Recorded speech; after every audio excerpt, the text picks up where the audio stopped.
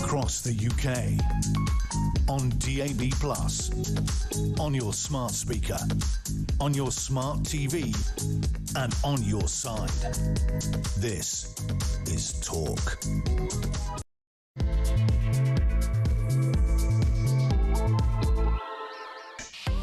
Well, a very good evening. This is the Evening Exchange. I'm Peter Cardwell. Thank you so much for your company. Between now and 10, we'll dissect the day. We'll see what the Israeli ambassador has just been saying in Washington about those talks with the Lebanese. Some progress appears to have been made. There's a long-term vision for a clear border, we're told. We'll also talk about defence here at home, because Lord Robertson, the former Labour Defence Secretary, he was also head of NATO, well, he says we're woefully underprepared, far too much money going to welfare. He's diagnose what's wrong with defence. We'll talk to a defence expert in a second. On the debate desk this evening are Tuesday regular Sebastian Selleck and Claire Muldoon. They'll debate all sorts of issues, including the head teacher who feared that Axel Radicubana was a risk, who said that she was accused of racially stereotyping a black boy with a knife. We just need to get over this ludicrous political correctness, this ludicrous wokeness, and tell the flipping truth about things. And if the truth had been told about Axel Radicubana, maybe things would have been different in Southport. We'll talk about the cost of deporting dinghy migrants to France. We'll talk about anti-Semitism as well. Dreadful video that has emerged. One of the experts on anti-Semitism, Heidi Backram, will guide us through that horrendous video which shows people throwing money on the ground. Jewish people then say, sorry, what's going on here? Pick it up and go, oh yes, there's the age-old cliche about Jewish people and money. Unbelievably anti-Semitic, absolutely dreadful. We'll talk about town hall fat cats enjoying six-figure pay packets, almost 5,000 of them now. Maybe they could just take a little bit less money and start collecting the bins. We'll talk about Harry and Meghan too. So much to discuss here on Evening Exchange, and if you want to get your voice on the air, the number is 0344 499 1000. You can text me 87222 with the word talk in your text. You can tweet me at talkTV, follow me at Peter Cardwell, send me a voice note, send me a WhatsApp text message, or give me a ring, all on the main number 0344 499 1000. Also, Starmer says growth is a priority, but it's been massively downgraded by the International Monetary Fund.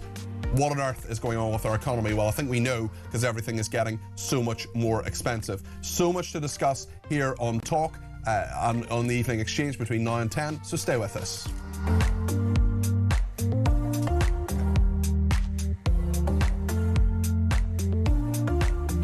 Well, the talks between Israel and Lebanon in Washington have ended after 2 hours. We think that the Israeli ambassador, he has just spoken positively about what is happening. Donald Trump on Iran, though, he says that Iran is blackmailing the world. He's been under a lot of pressure recently because of what he has been saying. This is Donald Trump.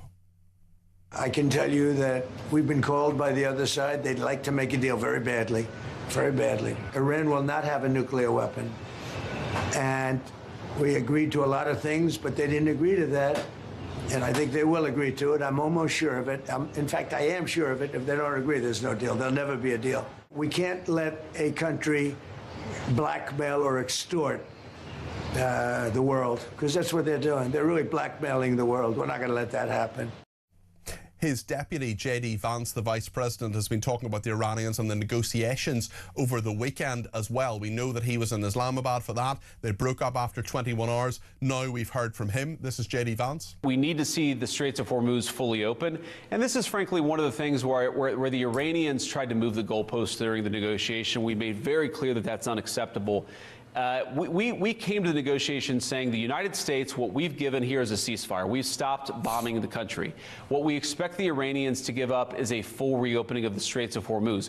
We have seen, as the president has said, some significant uptick in traffic coming through the Straits of Hormuz. That's good for the global economy. It's good for the United States of America as well. But we haven't seen that full reopening. So our expectation is that the Iranians are going to continue to make progress to opening the Straits of Hormuz. And if they don't, it's going to fundamentally change the negotiation that we have with them. J.D. Vance there, the US Vice President. Absolutely fascinating what he has been saying there. And of course, after that 21 hours of negotiation, he is back in Washington, seeing what can happen next. And we know from Donald Trump that he says the talks could resume over the next 2 days after the first round in Pakistan ended without a deal. Very interesting in those parallel negotiations, of course, happening in Washington between the Israelis and Lebanon. Marco Rubio, the Secretary of State who has been involved with those, absolutely astonishing to see those different countries, Lebanon and Israel, actually talking together. And the Israeli ambassador has talked about Lebanon and working with them on the security and civilian front. The Lebanese government apparently making it clear it will no longer be occupied by Hezbollah. It'll be very interesting to see how that actually works in practice. And the security of Israeli civilians not up for negotiation. They talked as well about the long-term vision for a clearly delineated border. I've actually been to the border with Lebanon. I've been up in the Golan Heights in Israel, and it is a very, very scary place, let me tell you. It was quiet when I was there, thank goodness. But of course, we know that those rockets have been going back and forward in the last few days. With that breaking news there from Washington, let me speak to Philip Ingram, MBE. He's a former senior military intelligence officer. Let's start, Philip, with the conversations between the Israelis and the Lebanese. The fact that they're in the same room is pretty astonishing, and it does seem at least to have been something of a positive 2 hours. A very positive couple of hours, and I don't think it's as astonishing as people need to make it out to be, because Israel has never had a beef with the Lebanese government. They've had a beef with an element of it, which is Hezbollah. And we have to remember that United Nations Security Council 1701, signed in November 2006, required Hezbollah to be disbanded. Now, they took over the southern part of Lebanon. They refused to disband. They've got people into the Lebanese government, and that's where they've maintained their influence, because they've got this political influence, but that's underpinned by a very large criminal influence that they have as the largest drug runners, people traffickers, child sex traffickers, money launderers, and terrorist exporters in the world, underpinned by the Iranian regime. So Hezbollah are not at the table, and I understand that that's the sticking point between the Lebanese government and the Israelis at the moment. Well, there is that question, of course, about how much authority the Lebanese government have. They would gladly get rid of Hezbollah, but if they can, well then, I mean, these negotiations wouldn't necessarily be needed. It's within both their interests to get rid of Hezbollah, but of course they are a big force. We know, given what happened since the 7th of October, and particularly in the summer, that the Israelis have certainly reduced the capacity of Hezbollah, but will these negotiations actually help? Because how much authority do the Lebanese actually have?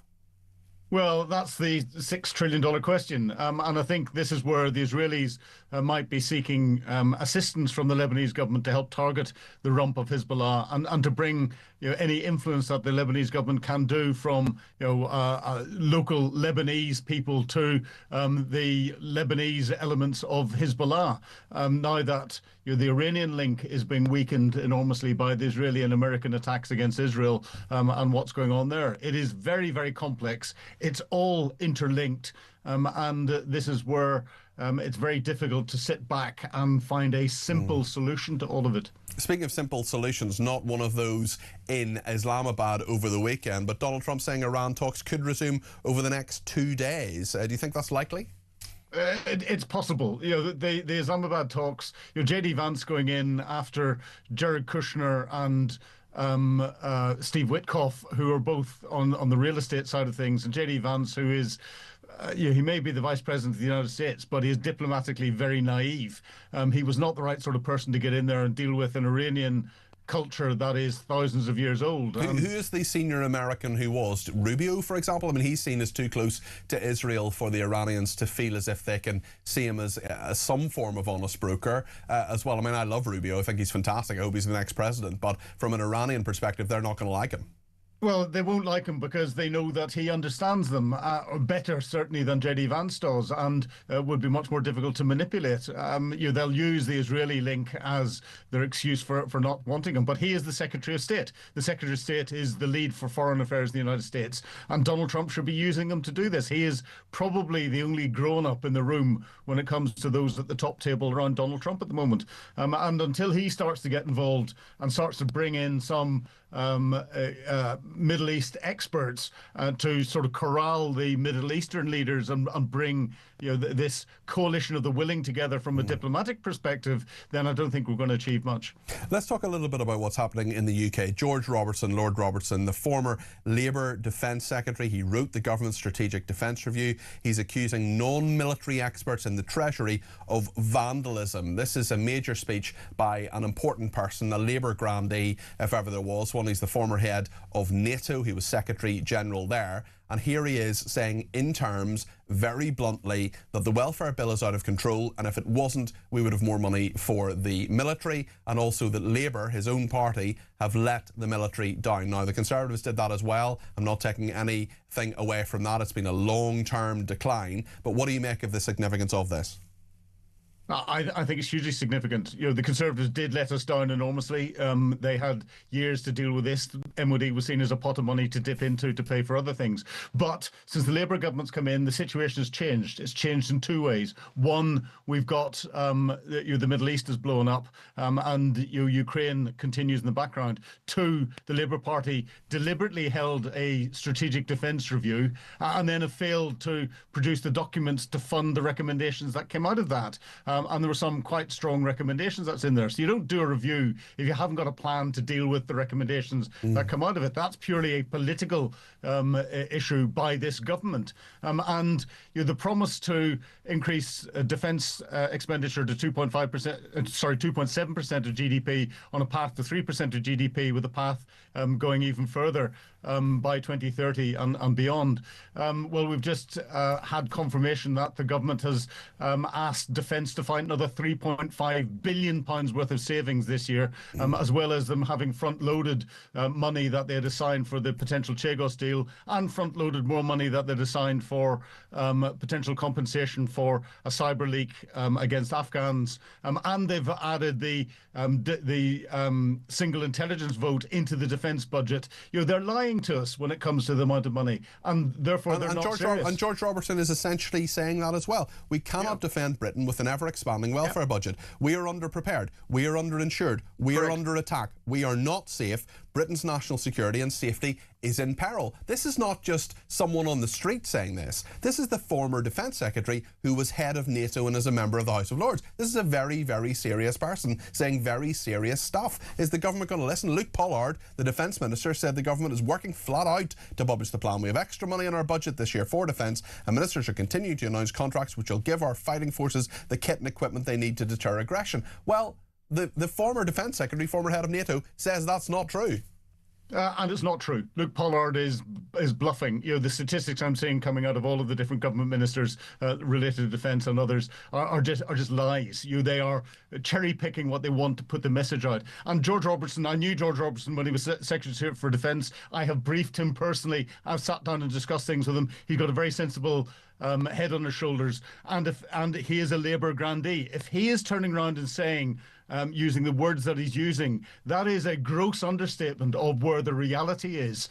If this was someone else coming in, we could be using the rightly so, the potential for treason accusations going against those in the Treasury that are not funding our defence. The world is in a very dangerous place. We're a permanent member of the Security Council of the United Nations. We should be leading what we're doing, and we haven't got the ability to defend British interests anywhere in the world at the moment. Let me just ask you a little bit about the economy. It's related to defence funding. Let's just remind ourselves of what Keir Starmer said in January 2025. This is what he said about the economy, about what he wanted, about what his priorities were.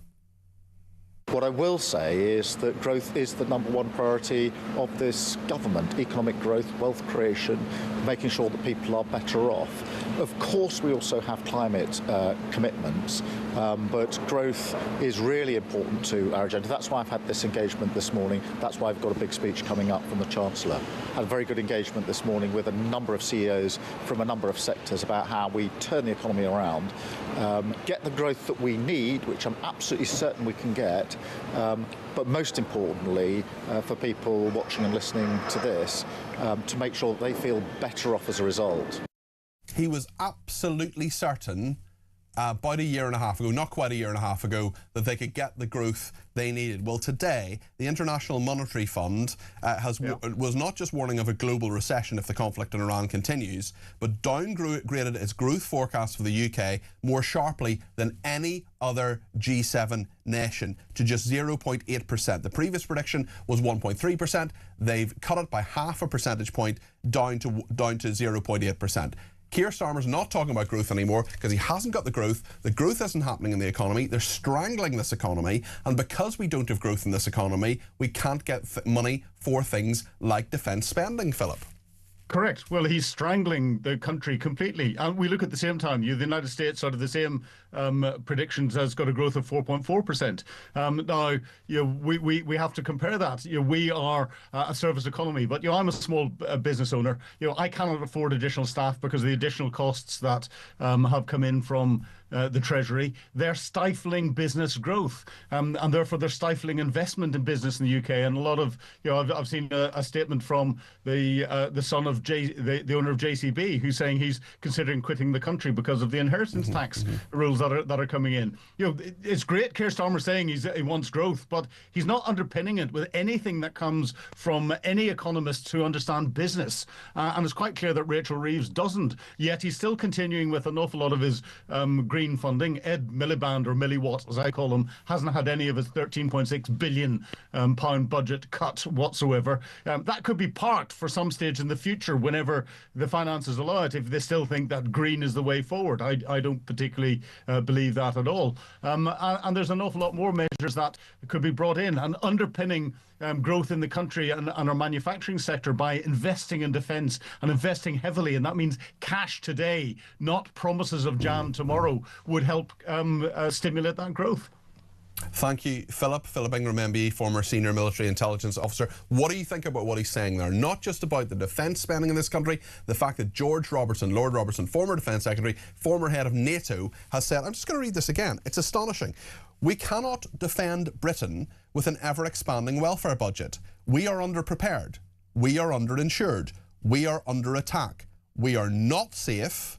Britain's national security and safety is in peril. That is George Robertson, former defence secretary under Labour. This is a Labour guy. This isn't a former chief of the defence staff who's slagging off the government. This isn't someone who has a vested interest here. This is someone who was asked to do an independent review of what went on. This is someone who is broadly supportive of the Labour government, who is saying we are not safe. Britain's national security and safety is in peril. He's talking about the ever-expanding welfare budget and that being a direct result of the lack of defence spending. This is a serious person saying serious things. We're going to the debate desk in just a second. Sebastian Salek and Claire Muldoon will be with us. But let me just read out a couple of messages.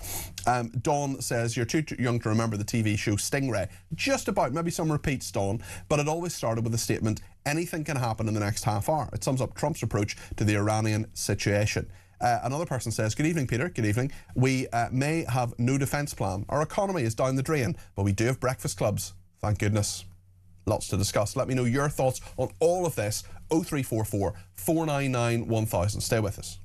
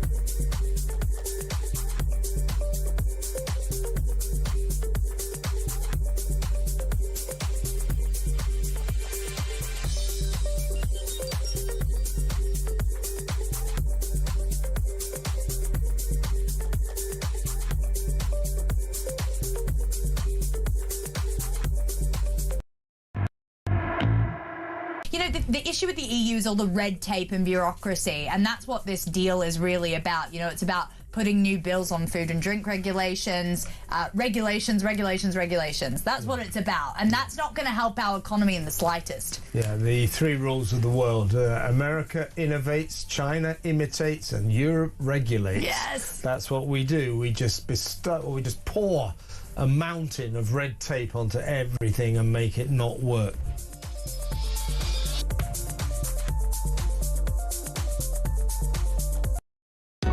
Across the UK, on DAB+, on your smart speaker, on your smart TV, and on your side.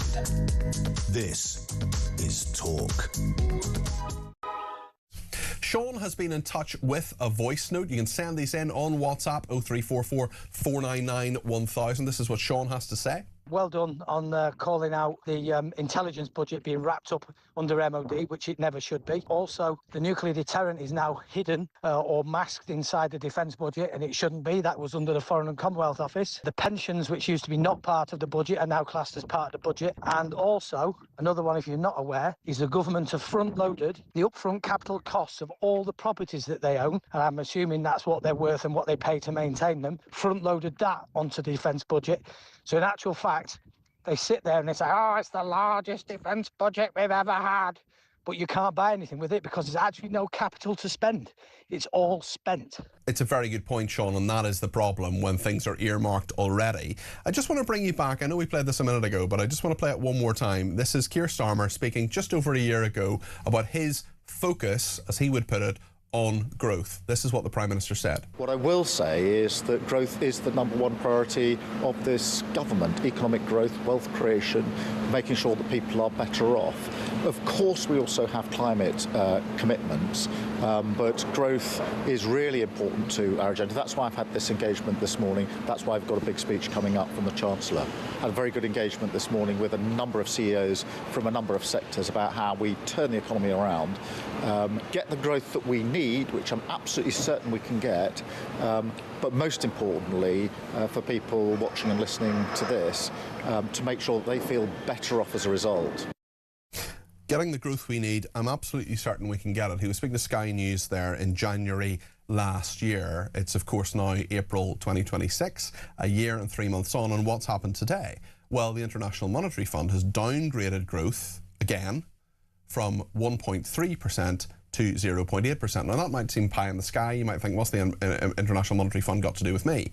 But every viewer and listener to this programme will feel how the lack of growth has had an impact on all sorts of things, how the Iranian war has had an impact on so many things as well. I just want to talk a little bit about the economy now on the debate desk with Sebastian Salek, Labour councillor and commentator, who I should say is not running for election, just to be very clear, and Claire Muldoon, broadcaster and journalist. Great to have you both on the debate desk. How are you doing? To be here. We're talking about defence today. We're talking about Lord Robertson saying we are underprepared, we are underinsured, we are under attack, we are not safe. Britain's national security and safety is in peril. And we've got this really bad economic news. Not a good day for Keir Starmer, Claire. Not a good day at all. And our welfare bill is 5 times the amount of our defence budget. And I think what your caller Sean, when he left in his voice note, I thought he was very erudite and very on the money in terms of how things are calculated. And in fact, you can manipulate figures, you can reap any research to make statistics that you want to make, basically, and then it all comes out in Keir Starmer 18 months ago in January, saying what he was going to do, how he's going to help us, how the economy is going to grow. And the actual reality is, we've been downgraded 0.5%. That's actually quite a big difference. What's your take on this, Sebastian?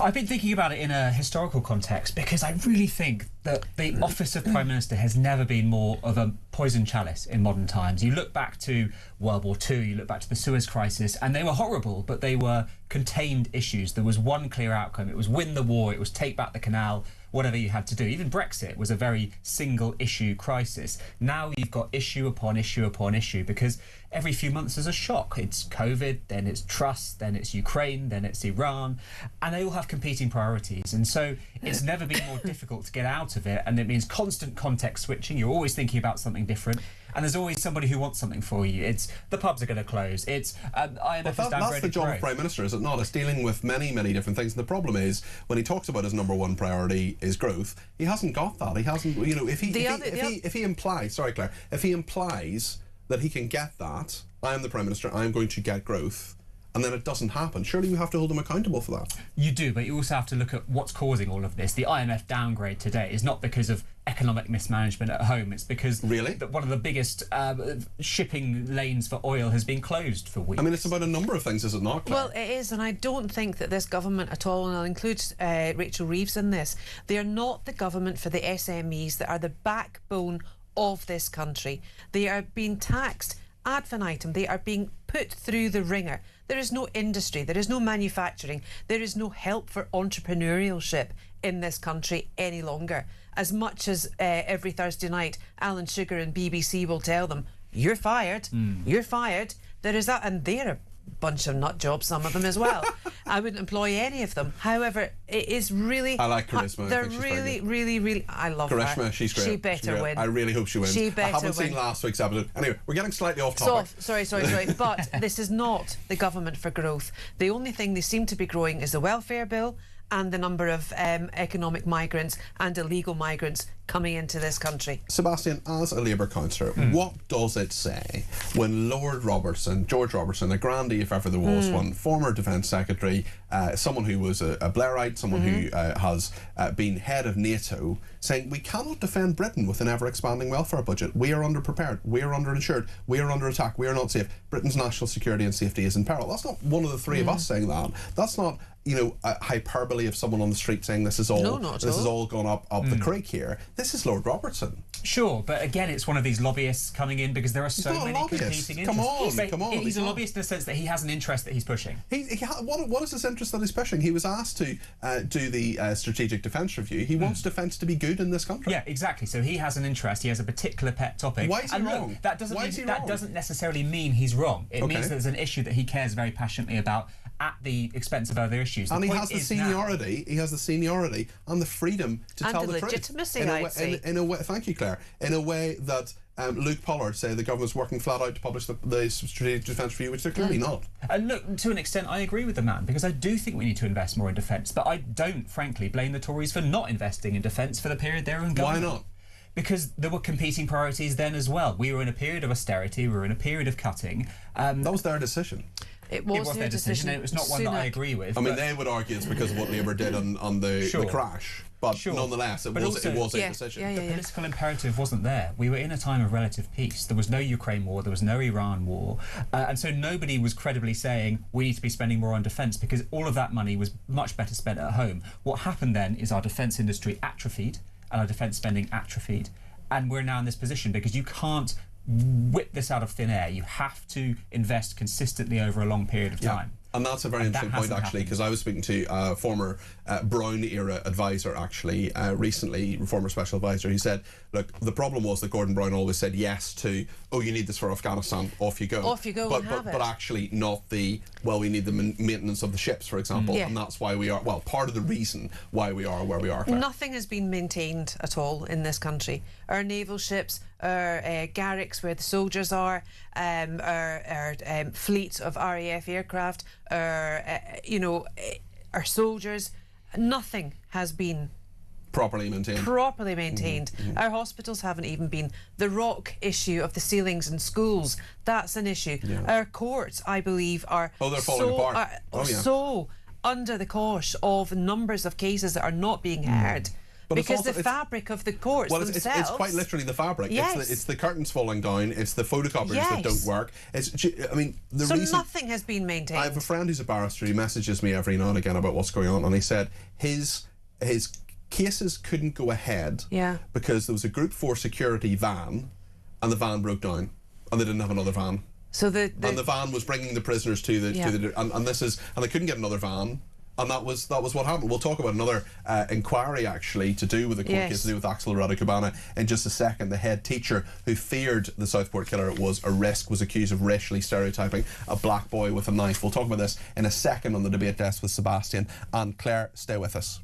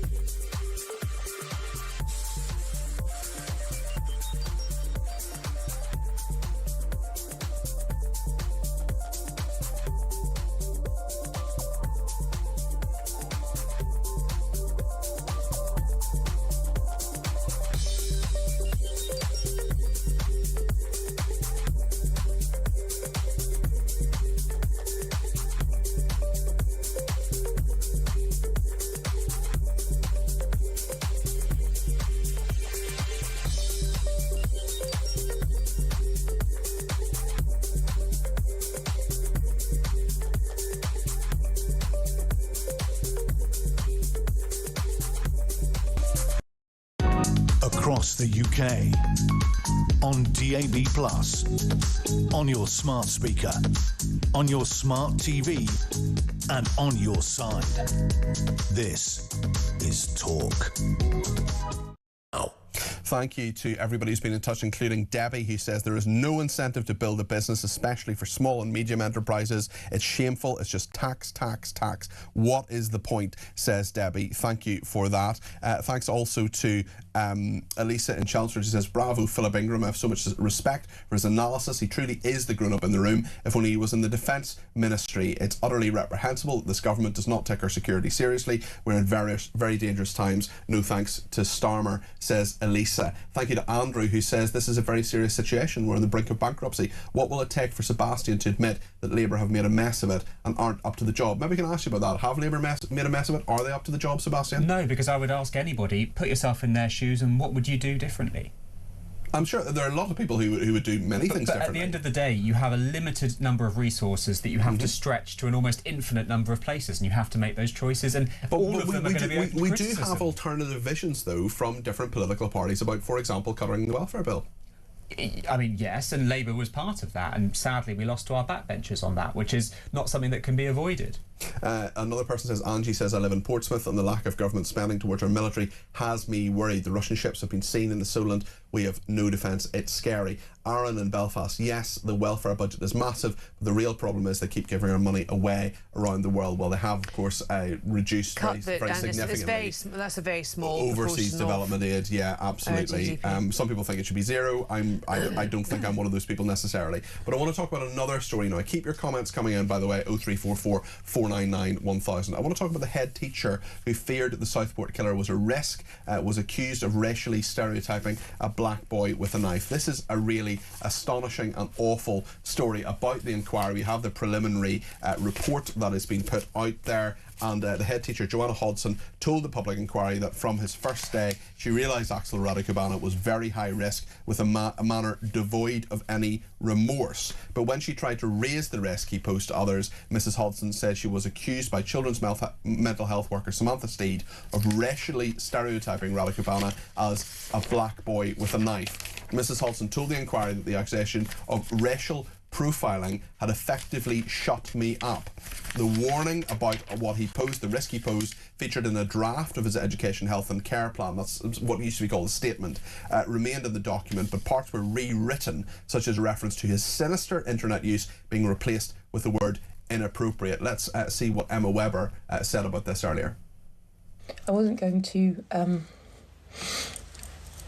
record today because it's been a really, really, really bad day. But I suppose, warts and all, I need to sometimes show what it's really like. And reading some of the outcomes from the Southport inquiry, and to the people who sit in those chairs, giving their evidence, defending themselves, defending their failures with such arrogance and such lack of humanity, Shame on you. And I want to send all my love to the families and the loved ones of those 3 girls at Southport. And to Finbar Sullivan's family, because I do share your devastation. And we have to hope that what we're doing will make change.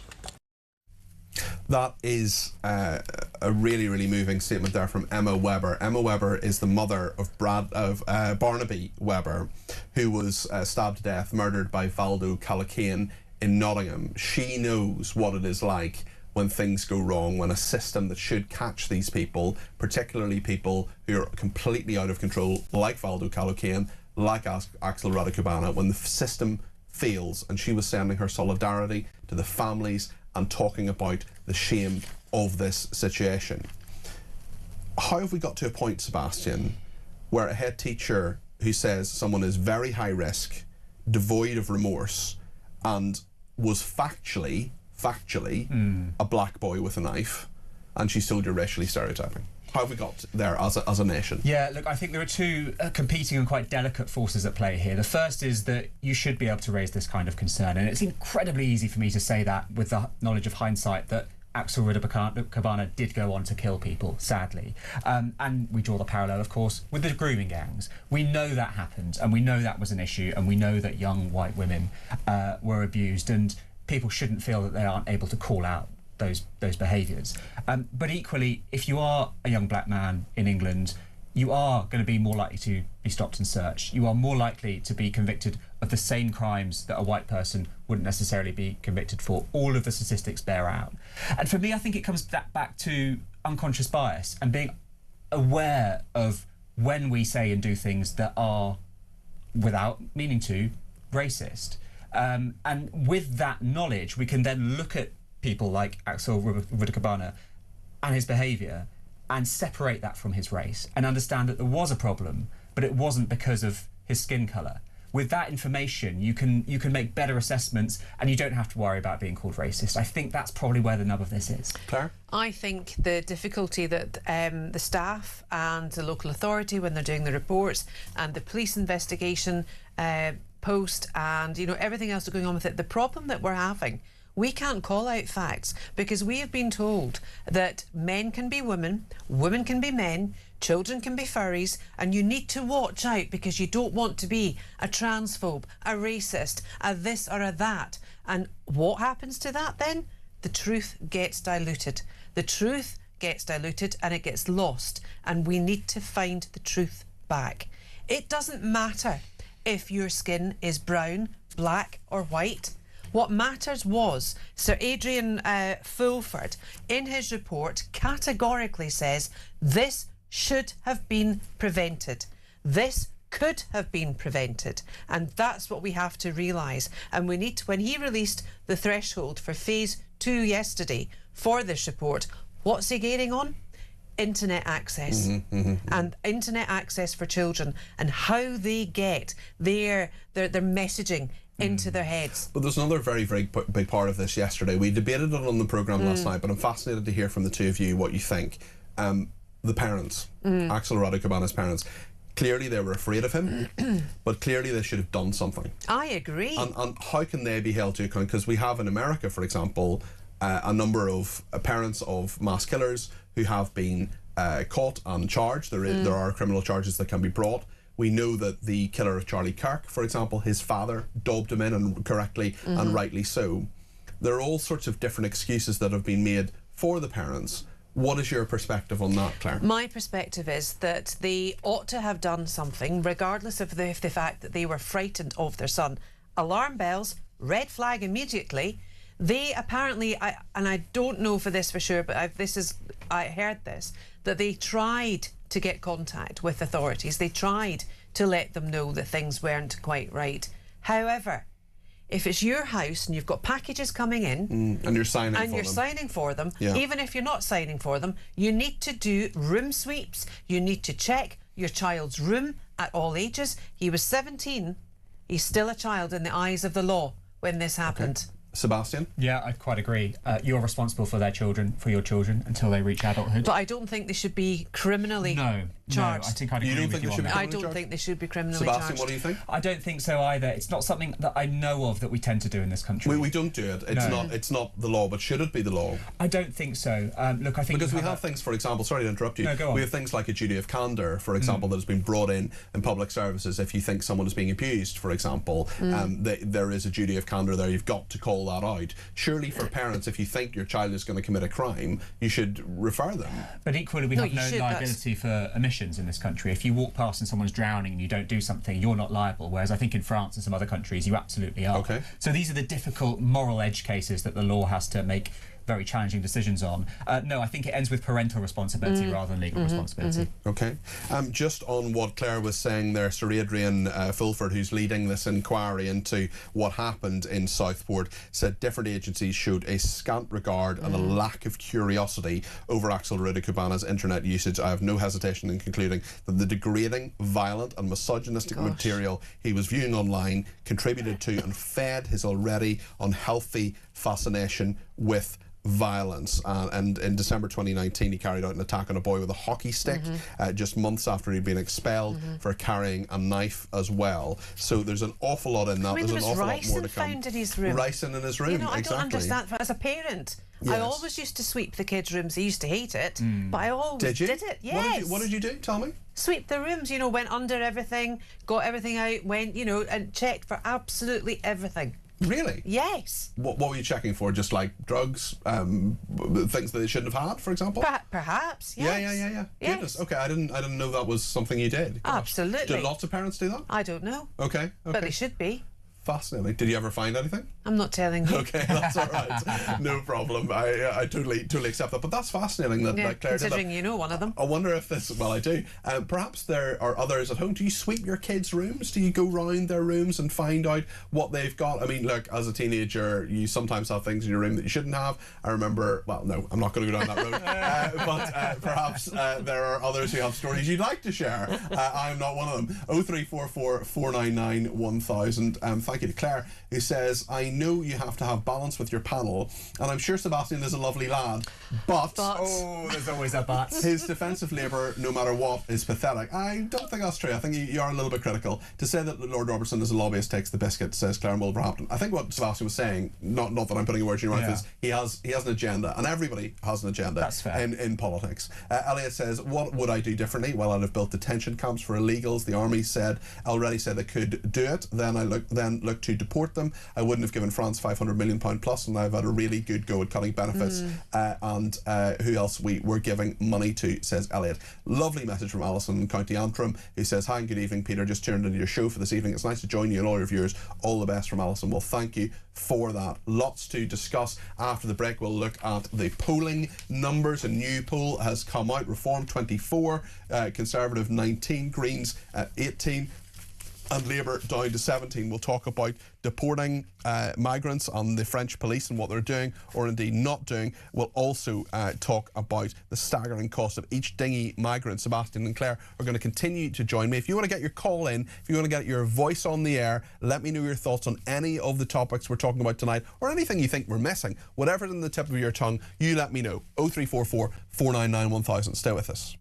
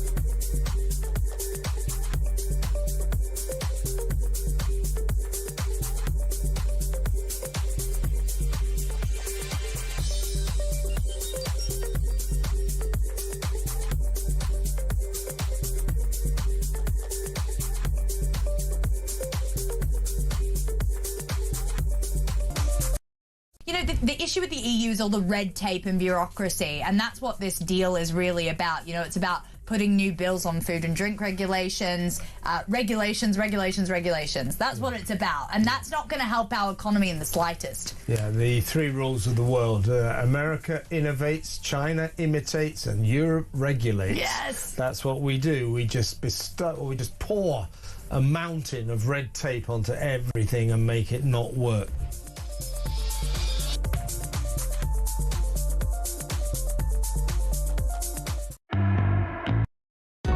Across the UK, on DAB+, on your smart speaker, on your smart TV, and on your side.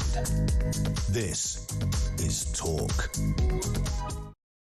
Thank you to Bill Groombridge in Crowborough, who says, are you to comment on the fact that that the Home Office has now imposed 350 people, young men, on the population of Crowborough with no restriction on their movements, no advice to the residents of Crowborough, keeping them informed, diabolical treason by the entire Home Office hierarchy, says Bill. Bill, we've covered that story on a number of occasions, certainly, and if there's more information or you want to comment on it, you give me a ring, 0344 499 1000. Maybe you're in the area, or maybe you just have an opinion on that issue. If you want to talk about that, that's absolutely fine. Catherine in Cardiff says, how was Axel Radicobana paying for all these packages? As far as I know, he was not in employment. Kerry in Harpenden says, this makes me so angry. You can't hold the parents responsible whatsoever, because Keir Starmer has given the vote to 16-year-olds. This means 16-year-olds should face the consequences as an adult, says Kerry.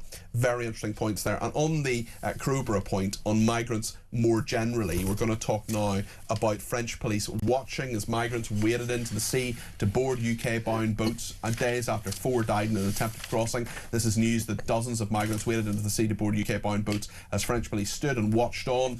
Images taken on Monday showed the overloaded dinghy floating on the coast of Dunkirk, with another making its way towards the UK further ahead in the distance. And a calculation by the Sun newspaper that sending boat migrants back to France now costs £48,800 a migrant, which means one recent flight could have cost taxpayers 1.52 million. This is a plane from Stansted to Paris.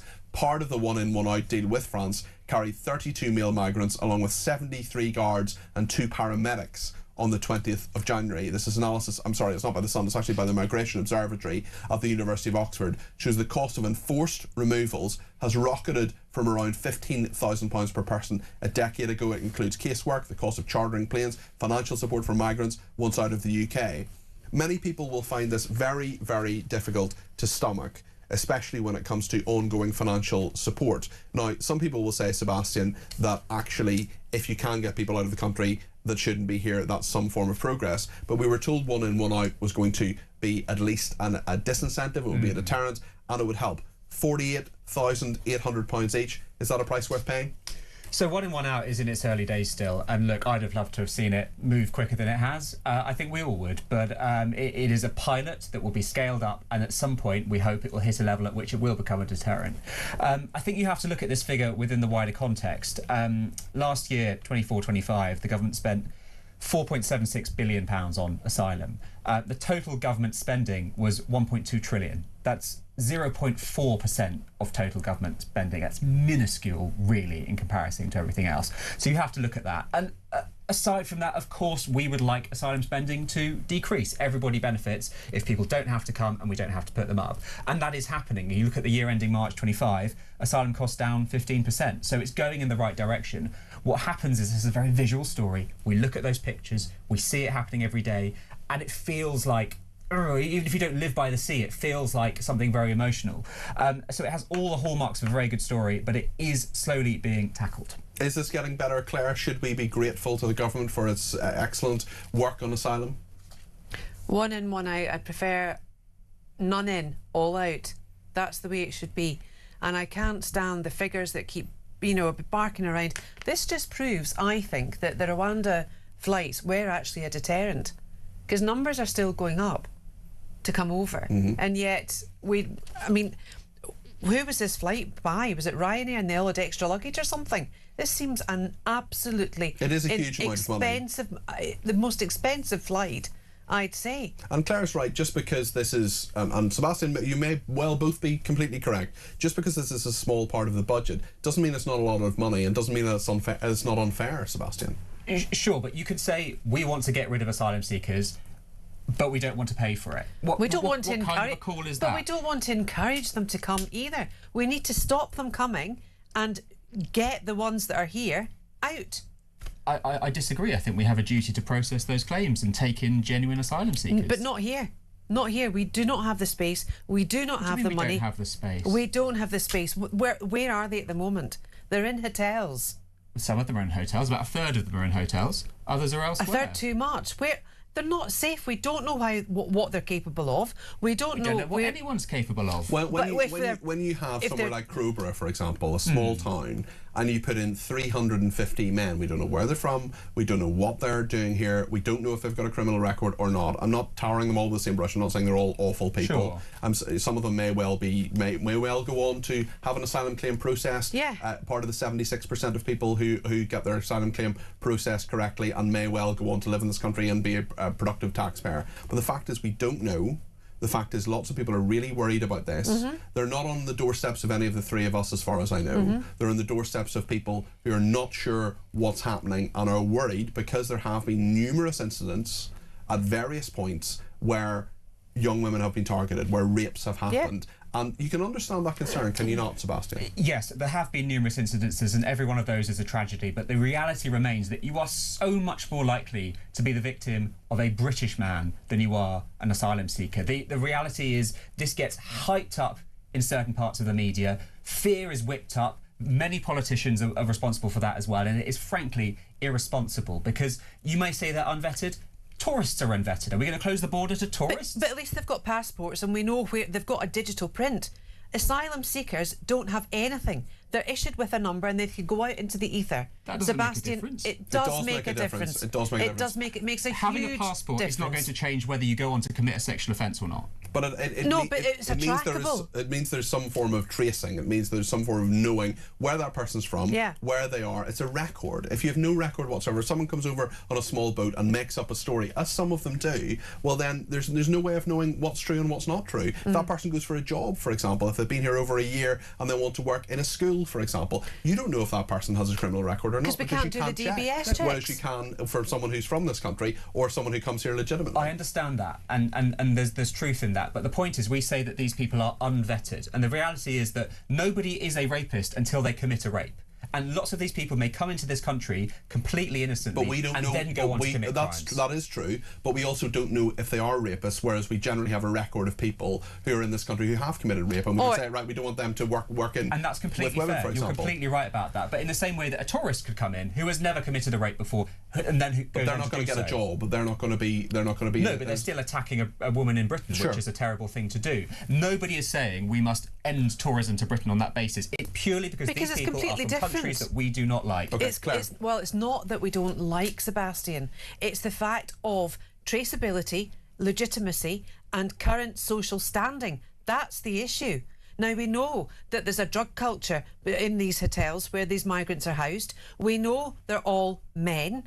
And we know that that a third of them might be in hotels, but they are put in cities and out in the countryside that are not equipped at all socially to deal with this.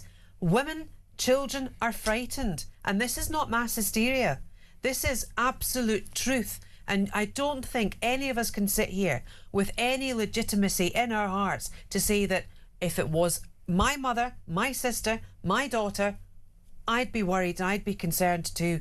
Okay, final word from Sebastian, then I want to talk about polling numbers. Go ahead, Sebastian. I'd just wrap up by saying that you are so much more likely to be attacked by somebody who is British. That's the stats not... bear that out. And so if you are scared, look, I can't tell somebody don't be scared. You are all entitled to your feelings.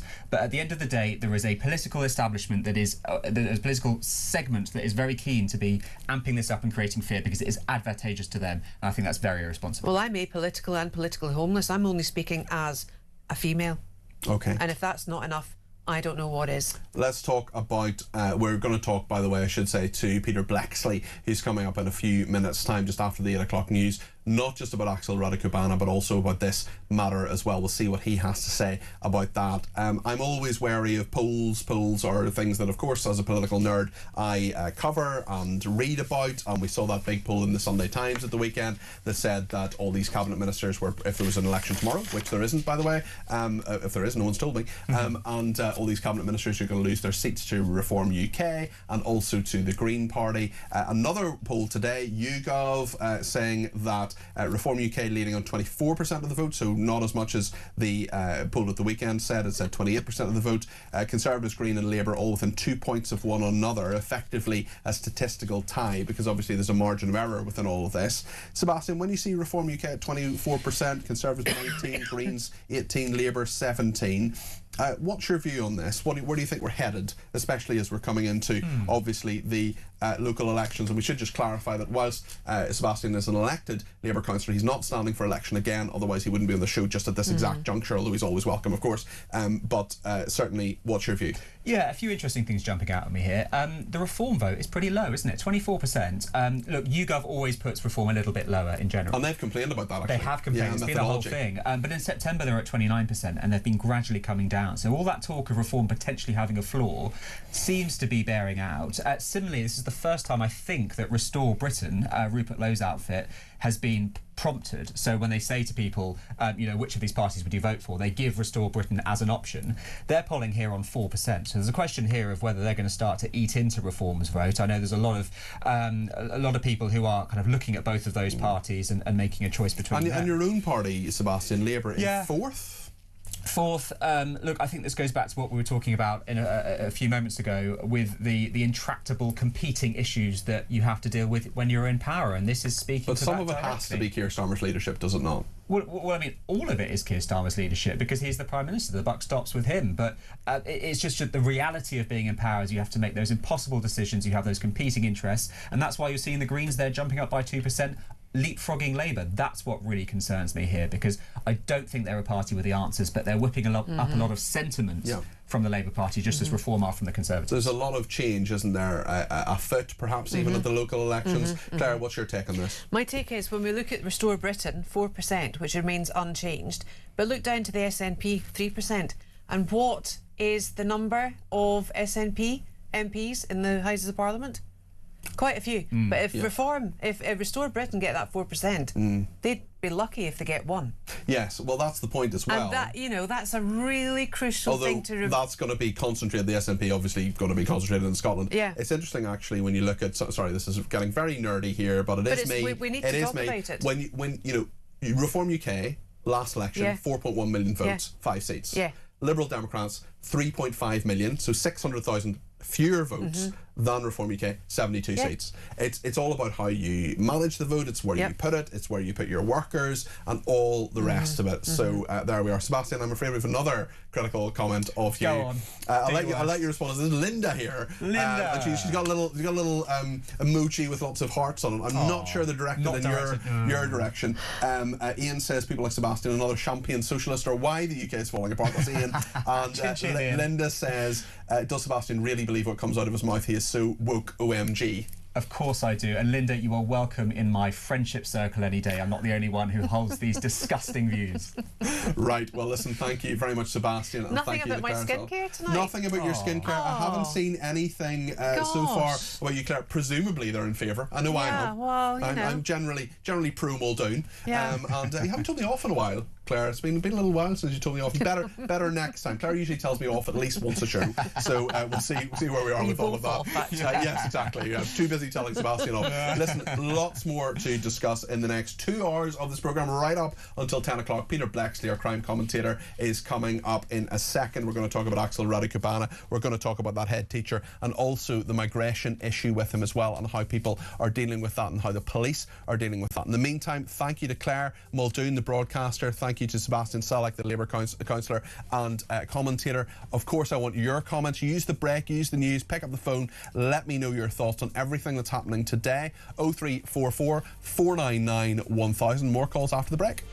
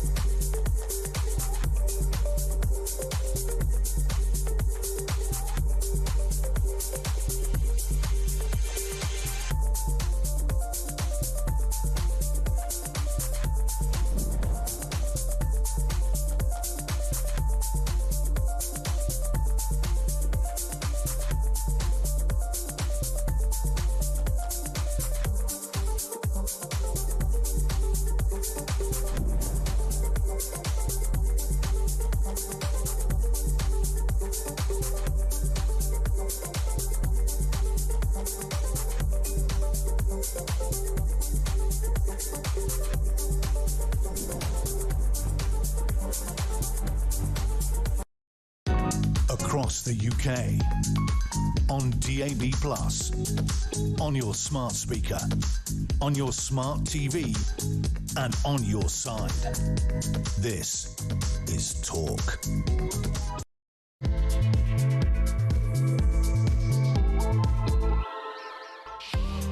Well, a very good evening. Thank you so much for your company here on Evening Exchange. I'm Peter Cardwell. Lots to discuss between now and 10 o'clock. We're going to get into the issue of Axel Radicubana, what his parents should or should not have done, and what comes next in all of this. Also, the head teacher branded racist for saying he was a black boy with a knife. He was factually a black boy with a knife. We'll talk about what's going on in Iran as well. I know there are people who want to talk about the one-in, one-out scheme as well, which has got incredibly expensive. We've been talking about that as well.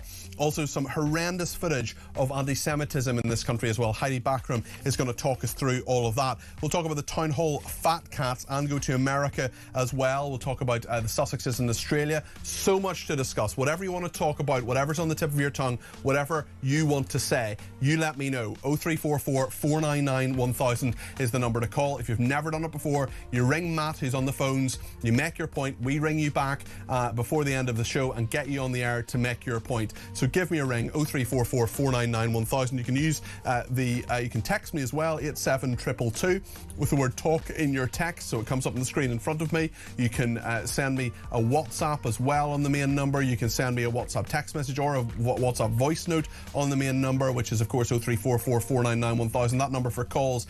And you can tweet me at talkTV or follow me at Peter Cardwell. Loads of ways to get in touch, lots to discuss this evening, so stay with me on the Evening Exchange.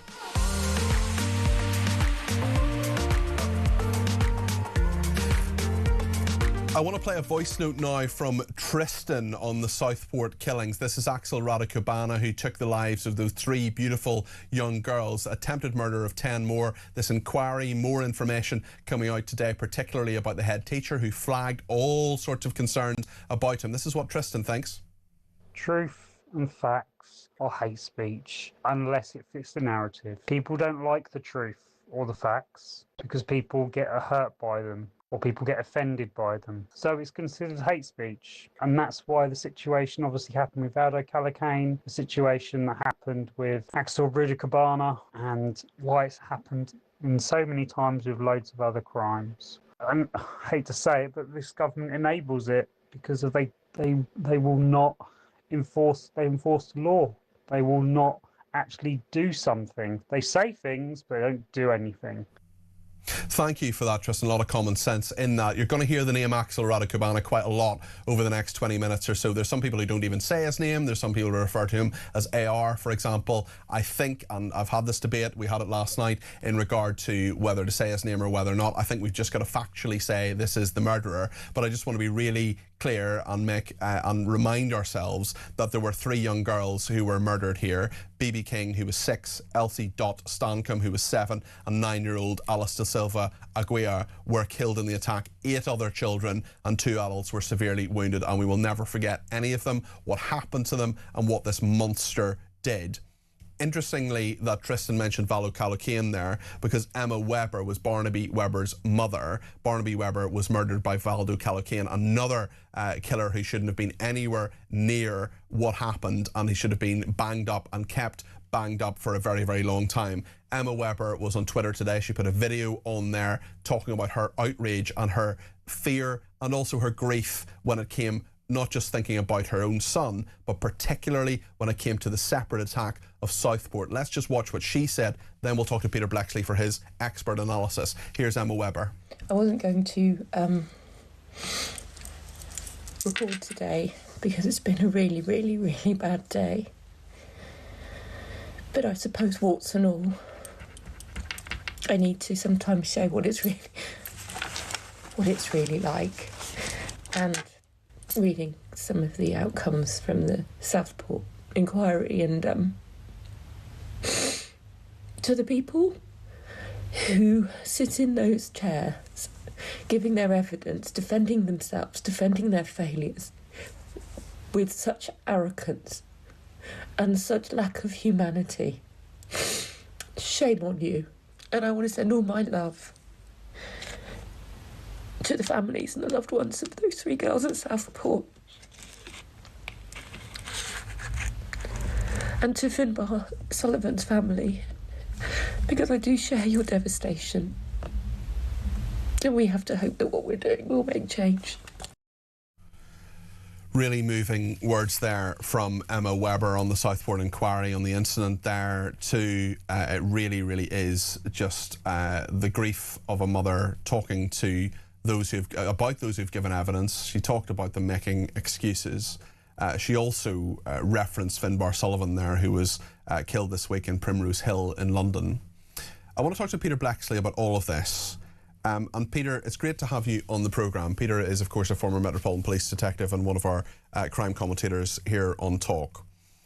What I want to talk about, Peter, is the warnings that were there. The parents who did very little, they were probably very scared of him, but they still signed for knives that were delivered. Also, we had a head teacher of a pupil referral unit. He was expelled, enrolled in a pupil referral unit in Lancashire at the age of 13, Axel Radicabana, after being expelled from mainstream education for taking a knife into class. Joanne Hodson told the public inquiry that from his first day, she raised the teenager was very high risk with a manner devoid of any remorse. But when she tried to raise the risk he posed to others, Mrs. Hodson said she was accused by children's mental health worker Samantha Steed of racially stereotyping Radicabana as a black boy with a knife. He was factually a black boy with a knife. She wrote a report on him, but parts were rewritten. She wrote about his sinister internet use that was replaced with inappropriate, which is a very different word. Peter, tell me your thoughts on this. When the establishment tell you that facts aren't facts, we're all in deep, deep trouble here. Sir Adrian Fulford yesterday singled out the Acorns Pupil Referral Unit for praise. Amongst all the absolutely correct criticism that he levelled at so many people and organisations, the Acorns stood out because it was praised. And their mistress did exactly the right thing. She raised her concerns. She used accurate language. And for that, she was told not to change it, to alter Well, it was worse than that. She was ignored, and she was also basically insinuated that she was a racist for doing so.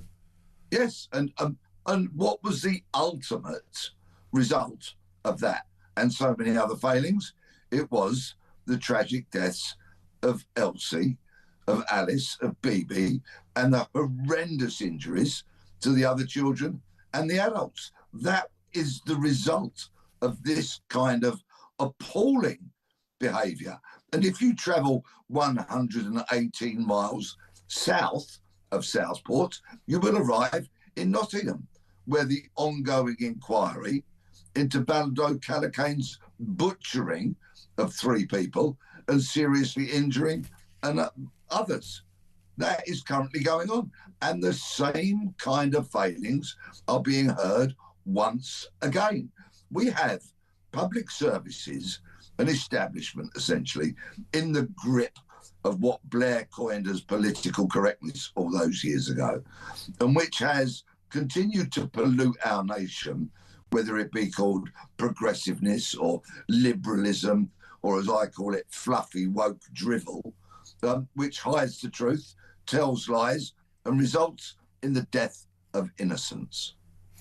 Peter, there's so much that we are being told isn't correct, where there are people saying really straightforward things and they're being stereotyped themselves. They're being called racist. There are all sorts of problems with this. One of the things we talked about last night, and I'd be very interested to get your opinion on, is the role of Axel Radicabana's parents. Now, in America, as we know, there are crimes of not preventing these things, not reporting people, but actually one of our very good texters, many people texting in 87222 with the word talk in their text, someone did last night and said, hold on a second here, if the parents had referred him for having knives, can we be confident that the police would have got a grip of that, that they would have stopped him? they would have prevented these things happening, even if the parents had done what they clearly, morally should have done. So I wonder what your perspective on that is. And I also wonder whether you think there should be a crime of not reporting something like that in this country as there is in America, and is that practical? Well, first and foremost, yes, we have it for terrorism. It is a criminal offence not to report your concerns or knowledge of any terrorism act. I actually think there's something rather sinister at hand here, in that Ruda Bacana's murderous actions were not classified as an act of terrorism. I think they definitely were. We know he was ideologically certainly influenced, because he had ricin, for goodness sake, and an Al-Qaeda manual. And then, of course, had it been regarded as an act of terrorism, then I think it would have been a fairly straightforward thing for his parents to have been arrested, charged, and put in front of a court. But we need to broaden the legislation out, certainly, so that parents who are absolutely failing in their role, not only to control their children, but to consider the impact on entirely innocent children, women, men, whosoever it may be, they need to be punished as well. But let's remember, let's look at the bigger picture here, if I may, for a moment, because this is the catastrophic state of Britain. And in fact, only last week, a serving police officer said to me, if people knew the truth about policing, the courts, the prison, the criminal justice system, he said they would be rioting, because it is all in such a dire strait. We have magistrates and judges being told not to send people to jail because there's no room in the prisons. These directives are being passed down. I spoke to a senior magistrate. It's a fact. That magistrate will not break cover and come on your show, unfortunately, but take it from me, it's a fact. We have police officers being deterred from arresting people because there's not enough custody space, because there's a court backlog of cases which this government wants to get rid of so that it can say it's actually achieved something for a change. And likewise, the prisons being full. So this is a dangerous, dangerous nation that we have become. People whose job it is to arrest people and then to send them to prison are being told, don't do your job. Whenever possible, don't do it. And of course, you have the mindset, do not criminalise children, that flows through policing these days. And that's part of the reason why Ruda Bacana in 2022, when found with a knife, when clearly stating his intentions to harm people, was not arrested. How pathetic. It certainly is. Peter, thank you very much for your analysis. Peter Blexley there, former Metropolitan Police detective. We also heard from Emma Webber there in that clip. What do you think about this? 0344 499 1000. So much to talk about. We'll take some of your calls next here on Talk. Stay with us.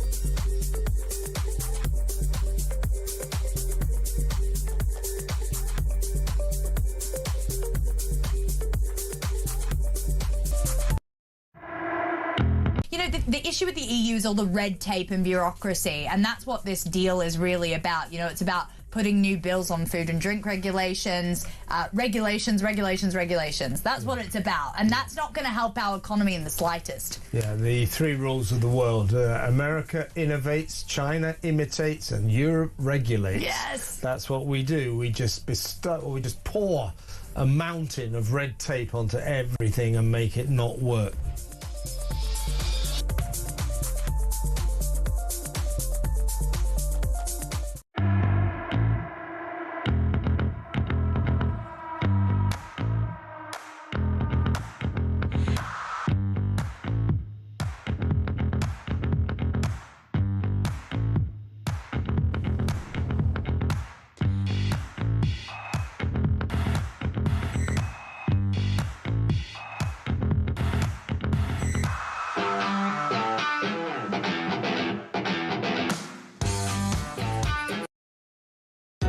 Across the UK, on DAB+, on your smart speaker, on your smart TV, and on your side. This is Talk. Thank you to Mary in County Down, who has sent me a message saying we need to speak clearly and factually about the murders of children, and that includes using the killer's name, not covering our ears and using initials. We're serving no one by dancing around the killer and the disgraceful system and individual feelings that allowed him to slaughter children and devastate countless families. Those who lost their children and others who will never get over what they witnessed that awful day. The media, the government, the police, social services and other agencies owe those families the unvarnished truth. Mary, I agree with every single word of that. Thank you for sending that in. You can send me your messages on 0344 499 1000, WhatsApp them in, send me a voice note or text me 87222 with the word talk in your text. Or you can give me a ring, as Karen in Bournemouth has. You're very welcome to the programme, Karen. What would you like to say? Hi, Peter. I think absolutely that Axel Rudakabanu's parents should be prosecuted, simply because we have so many parents not doing any parenting at the moment, and their kids are running riot, as is, you've seen in the Clapham shop things and stuff. And this would kick them into gear with doing the parenting a bit, I think, because they don't want to be prosecuted. But also too, killing other people would be one thing, but it would also add to the children's second thoughts of, oh God, if my parents went to jail, I'd be right in it. But we're letting everybody off with everything at the moment. I think that's right. I don't disagree with a single word you've said there, Karen. The problem is, I think, not with your thinking. I think your thinking is great on this and perfect. The point is, though, it can't just... I agree with you, there should be criminal sanction, but it can't just be that, can it? It has to be from the other direction as well. It has to be a society that says, hold on, everybody says it's wrong, everybody knows it's wrong, everybody knows that this shouldn't have happened now, but it's the little things. It's dealing with kids that are acting out, it's dealing with kids that don't respect adults. It's the little things that then lead to the big things. And I worry that so many parents basically say, school's fault, government's fault, social services fault, rather than taking responsibility themselves, disciplining their children, and yes, if necessary, dobbing them into the police. I wonder what you think about that, Karen.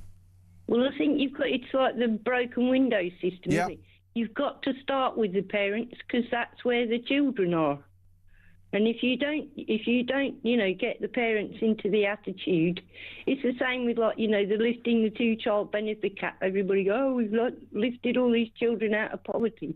No, we haven't. We've given the parents money to upgrade their Sky packages, or buy more fags, or spend more on drink. Well, some of them, of course, will spend it on their kids, but I think some of them will. I think you're onto something there, Karen. I had a really interesting conversation with someone earlier today who talked about phones in schools. And they said, right, we've all got into this big issue now of phones in schools. We've got into this big issue saying, phones should be banned in schools. Phones are bad for kids. They're bad for teenagers. This is a dreadful thing. But hold on, all of us adults, we're addicted to our phones. We're on our phones all the time. We're on our phones at the dinner table. We're on our phones rather than talking to our kids, rather than talking to our colleagues over the desk. We're messaging them. We're on our phones the whole time.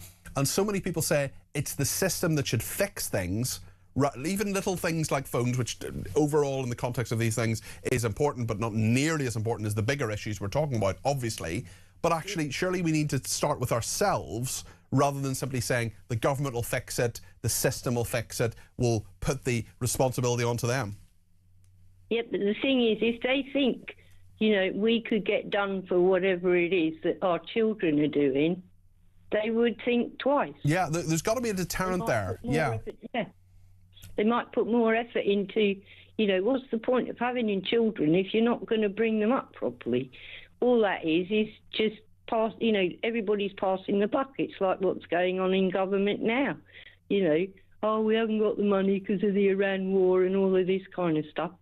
No, they have got it, but they're not doing. Well, they won't cut things like welfare. They just won't cut it. Karen, listen, thank you. Really interesting points there this evening. Thank you to Alex in Cardiff, who says, I agree with you, Peter. Just so tragic to see the mother and so many feelings. I tear up to see it. It's just unimaginable, the number of feelings. And I can't imagine how these mothers and families are coping, what they're going through. They're remembered in my prayers, says Alex in Cardiff. So thank you for that, Alex. Lots of people getting in touch as well. Dan in Kent says, evening, Cardi P. Do you think that Trump is just winding up the woke left? Well, we'll leave that one dangling, but let me know what you think about that. Also, Alan in Petersfield, beautiful part of the world, Petersfield, I've been there a couple of times, says April the 23rd is St George's Day. How about talk, celebrating and promoting everything that is truly amazing within our glorious island on the 23rd? That is, of course, the English National Day rather than the UK National Day, not that there is one.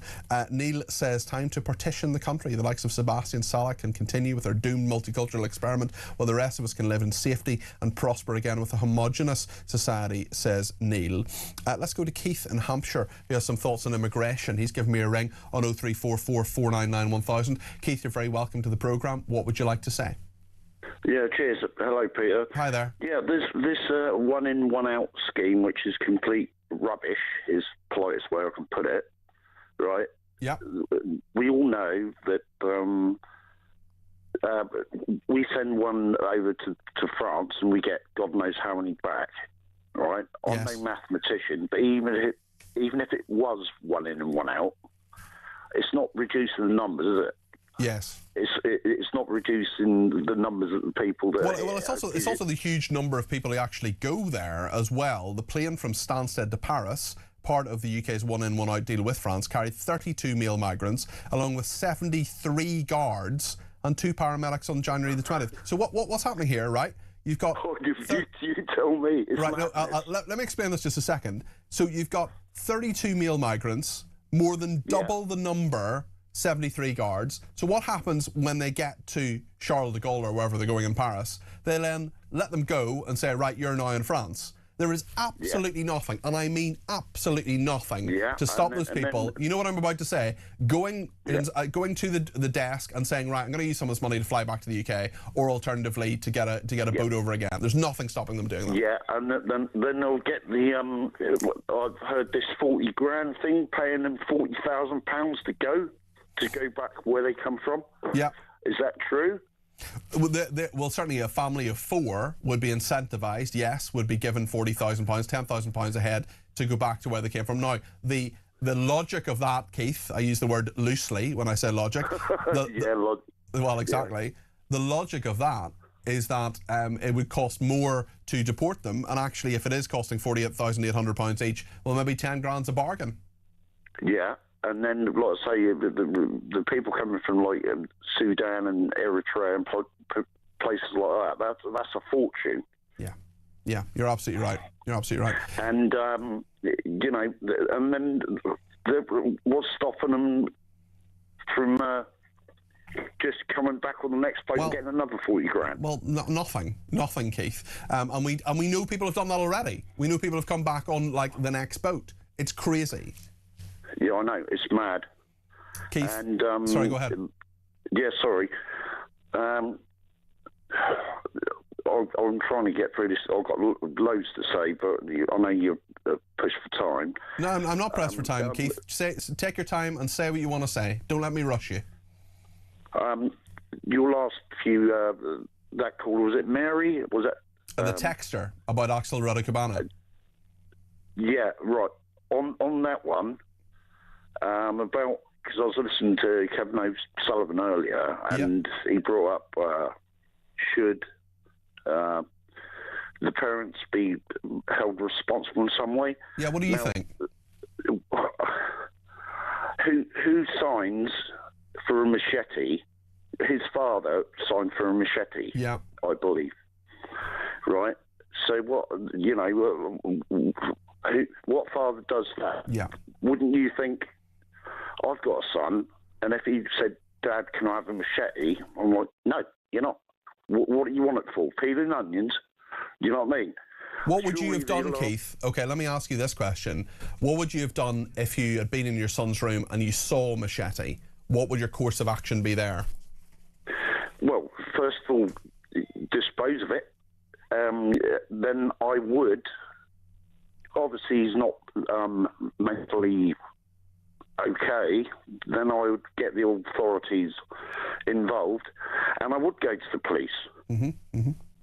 And obviously, I believe his head teacher knew, and she got shouted down. That's right. That's right. She said, well, it's worse than that. She said that he was very high risk, which he was. That was correct, and had a manner devoid of any remorse. Then she tried to raise the risk he posed to others. She said she was accused by a children's mental health worker, Samantha Steed, of racially stereotyping Rada Kubana as a black boy with a knife. Factually, he was a black boy with a knife. That's what he was. She was telling the truth. This is what drives me wild, right? If it's whether you're black, white, you know, brown, whatever, whatever. If he was caught 10 times, I believe, 10 times with a knife. Now, surely and he beat up someone with a hockey stick. Yeah. How much more evidence do you need? How much more evidence do you need? Surely the alarm bells must start ringing. Totally. You know? Yeah. But I think there's something more sinister to this because, I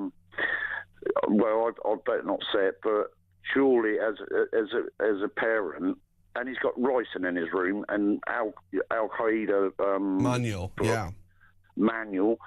I think maybe they turned a blind eye because. I think.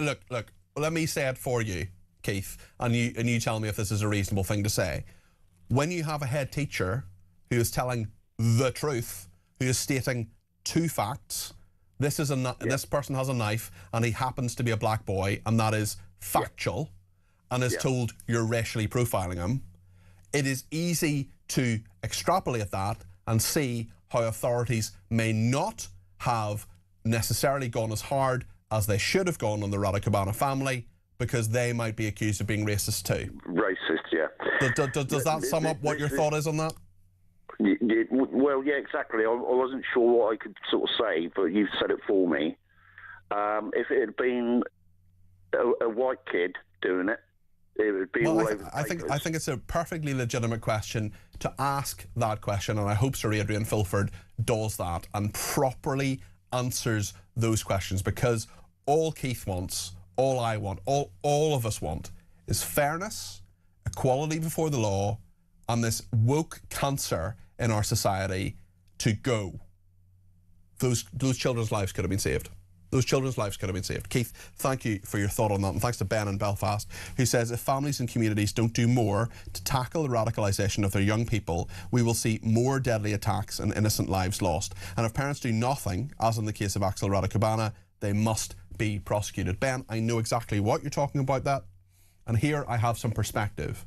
I grew up at the tail end of the Troubles, and since the Belfast Agreement in 1998, Northern Ireland is a much better place. 28 years ago, it's in many ways a great place to live. But there was a problem, and is still to some extent a problem, with parents knowing their children were involved with paramilitaries, committing terrorist acts, including murder. There were children who did that, 15, 16-year-olds who were involved in all sorts of terrible things during the Troubles. Blind eyes were turned, people within families and communities stayed silent, and the result was thousands of unnecessary deaths. Those could have been prevented too.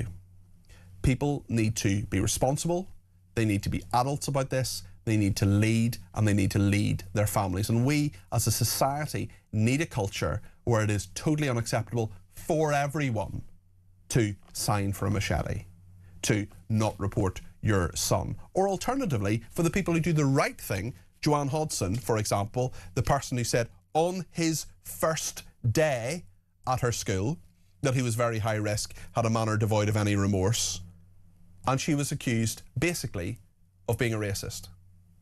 She is exactly the kind of person we should be rewarding and saying, Joanne, you've done a great job. well done, you've raised this and we're going to deal with it. Rather than saying, oh, clutch the pearls. Oh, this is all a bit difficult, isn't it, because he's black? No, I don't care if he's black. I don't care if he's brown. I don't care if he's white. I don't care if he's from this country or not from this country. And Keith would say roughly the same thing. You've got to have equality before the law. And if there's a danger, it has to be dealt with.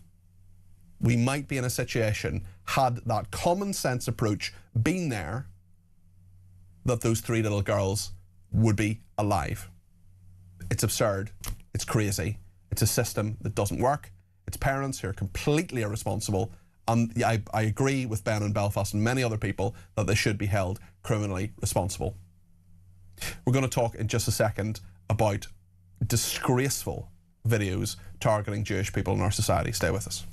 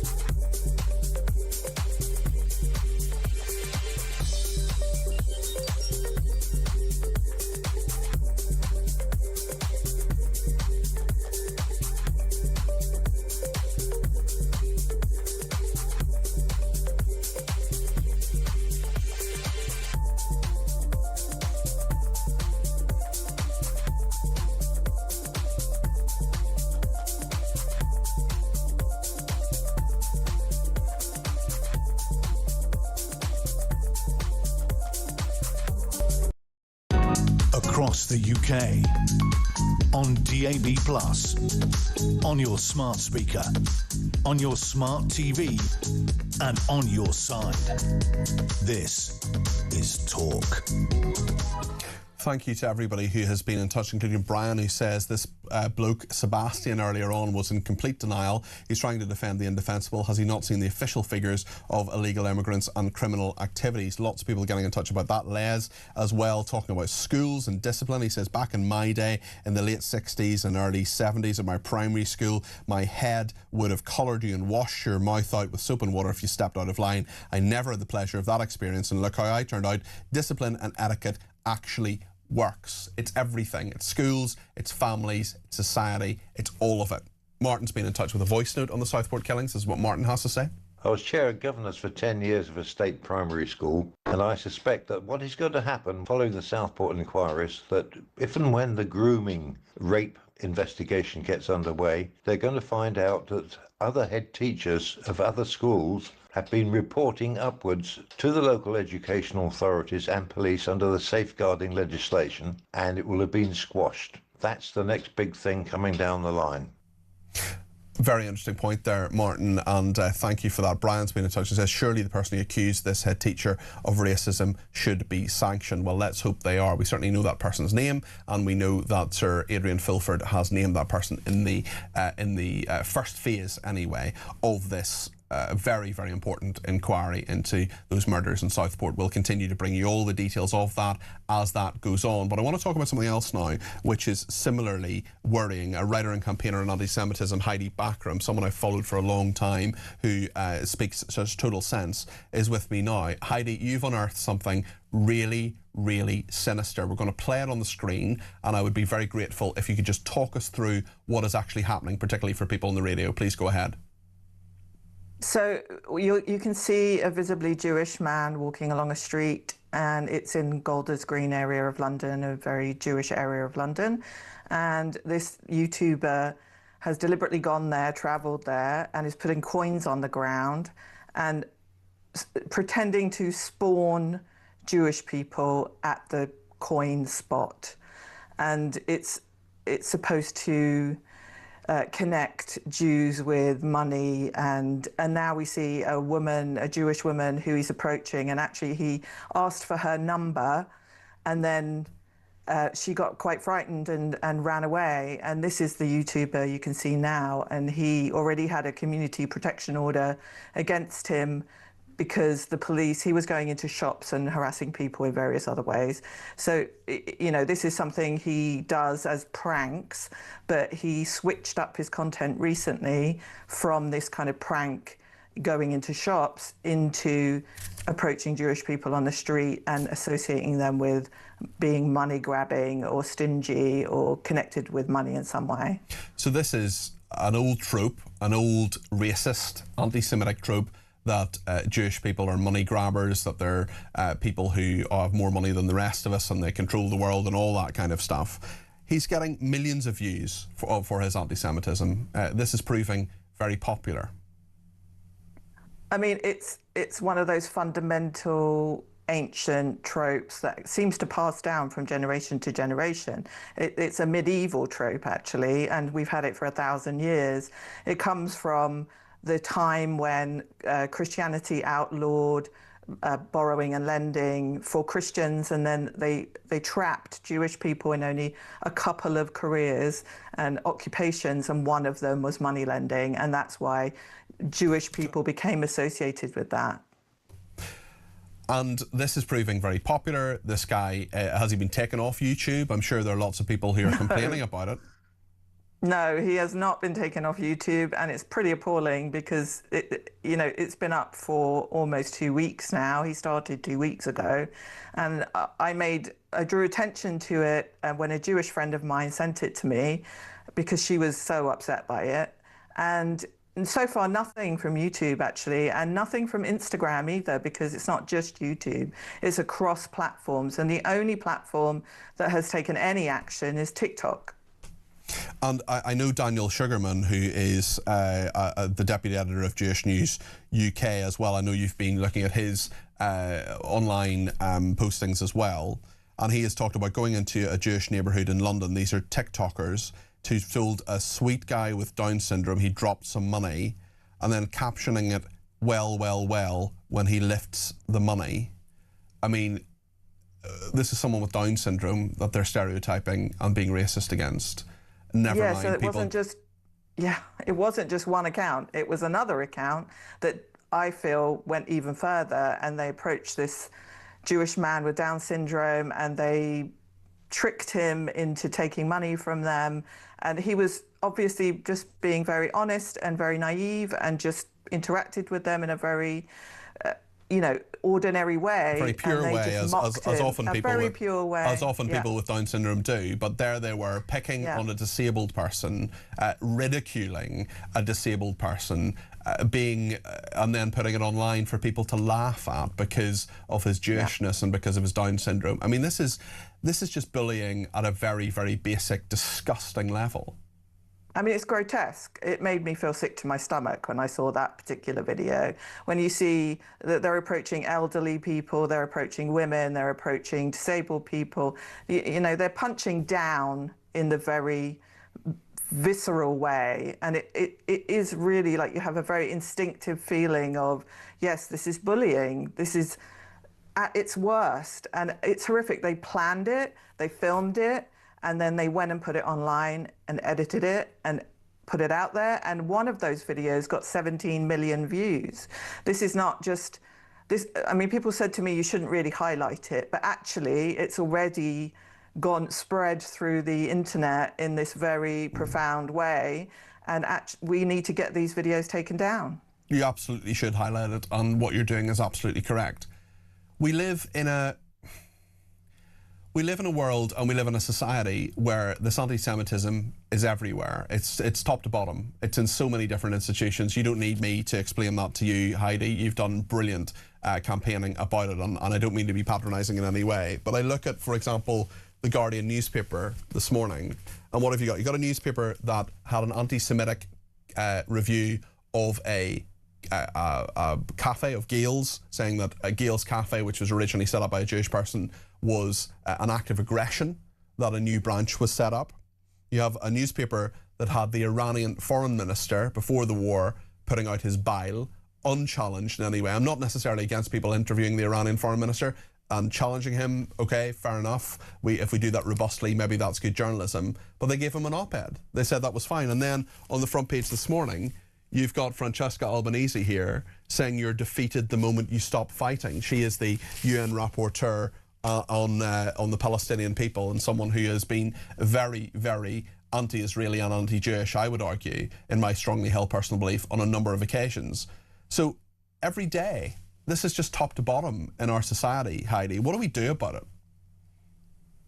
I mean, I think it's interesting because that video, which you would normally associate with kind of right-wing, far-right kind of feelings about Jews, the first top comment on it, which had thousands of likes, was about Israel. So there's a kind of overlap happening between left and right, what you would normally think of as anti-Semitism, and actually it's very new and challenging to deal with, and it doesn't help when you have national newspapers spreading these kinds of things and amplifying people who are anti-Semitic. So it does go right the way through the society, but actually in this particular case, what we need is the grown-ups in the room to start taking action. So we need the social media platforms to moderate properly their platforms.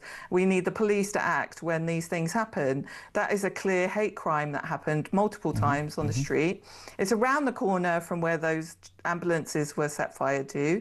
This community is really under fire from multiple angles. And the thing is, Heidi, we know who these people are. We know who these perpetrators are. They're not doing this anonymously. They're doing this in plain sight because they know there won't be a sanction. They know they won't get a knock on the door from the police to say, this is illegal, this is also disgusting, by the way, disgusting anti-Semitic racism, disgusting and absolutely must end. They know there'll be no sanction. Worst case scenario, they get taken off YouTube for a month. Yeah, I mean, we've seen some really serious crimes go without any real proper sanction, and we've seen police officers being attacked by these anti-Israel protesters, and that's still, things are not working very well in the legal system, and that is part of the problem. But we do need, across the board, people to very strongly say no, and that can happen in multiple ways. It can happen socially, it can happen in these corporations, it can happen with the police and the legal system, but everybody needs to step up and be much stronger on this stuff, or we're just leaving the Jewish people to deal with it alone.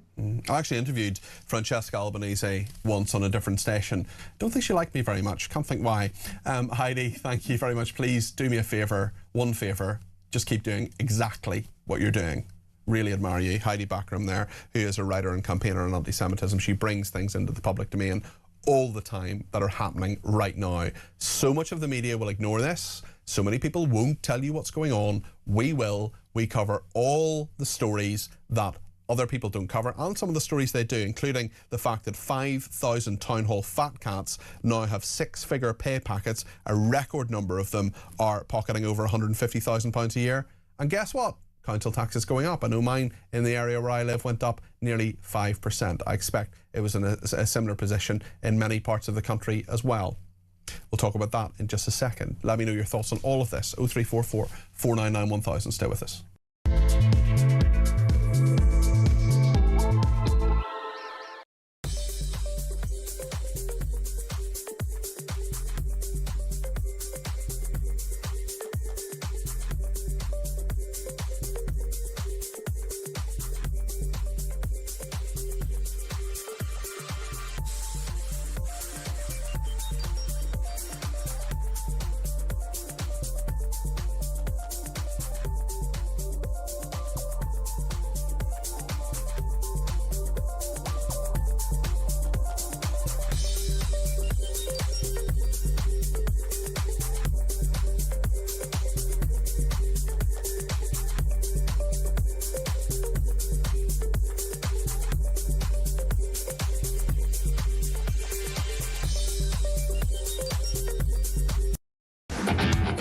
the issue with the EU is all the red tape and bureaucracy, and that's what this deal is really about. You know, it's about putting new bills on food and drink regulations, regulations.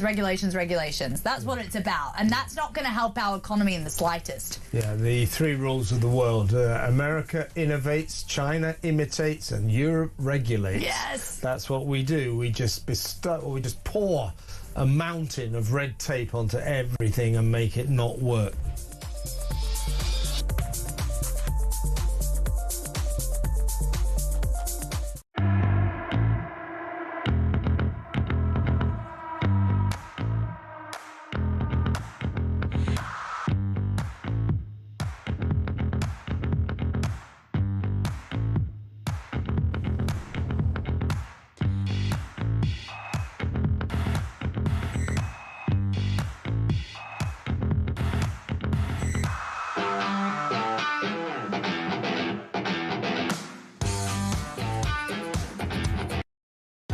Across the UK, on DAB+, on your smart speaker, on your smart TV, and on your side. This is Talk. Thank you, everybody who has been in touch with your messages. Just looking through Twitter there over the break. Lenny says, I believe we have a government which doesn't live in reality. Our future is frightening.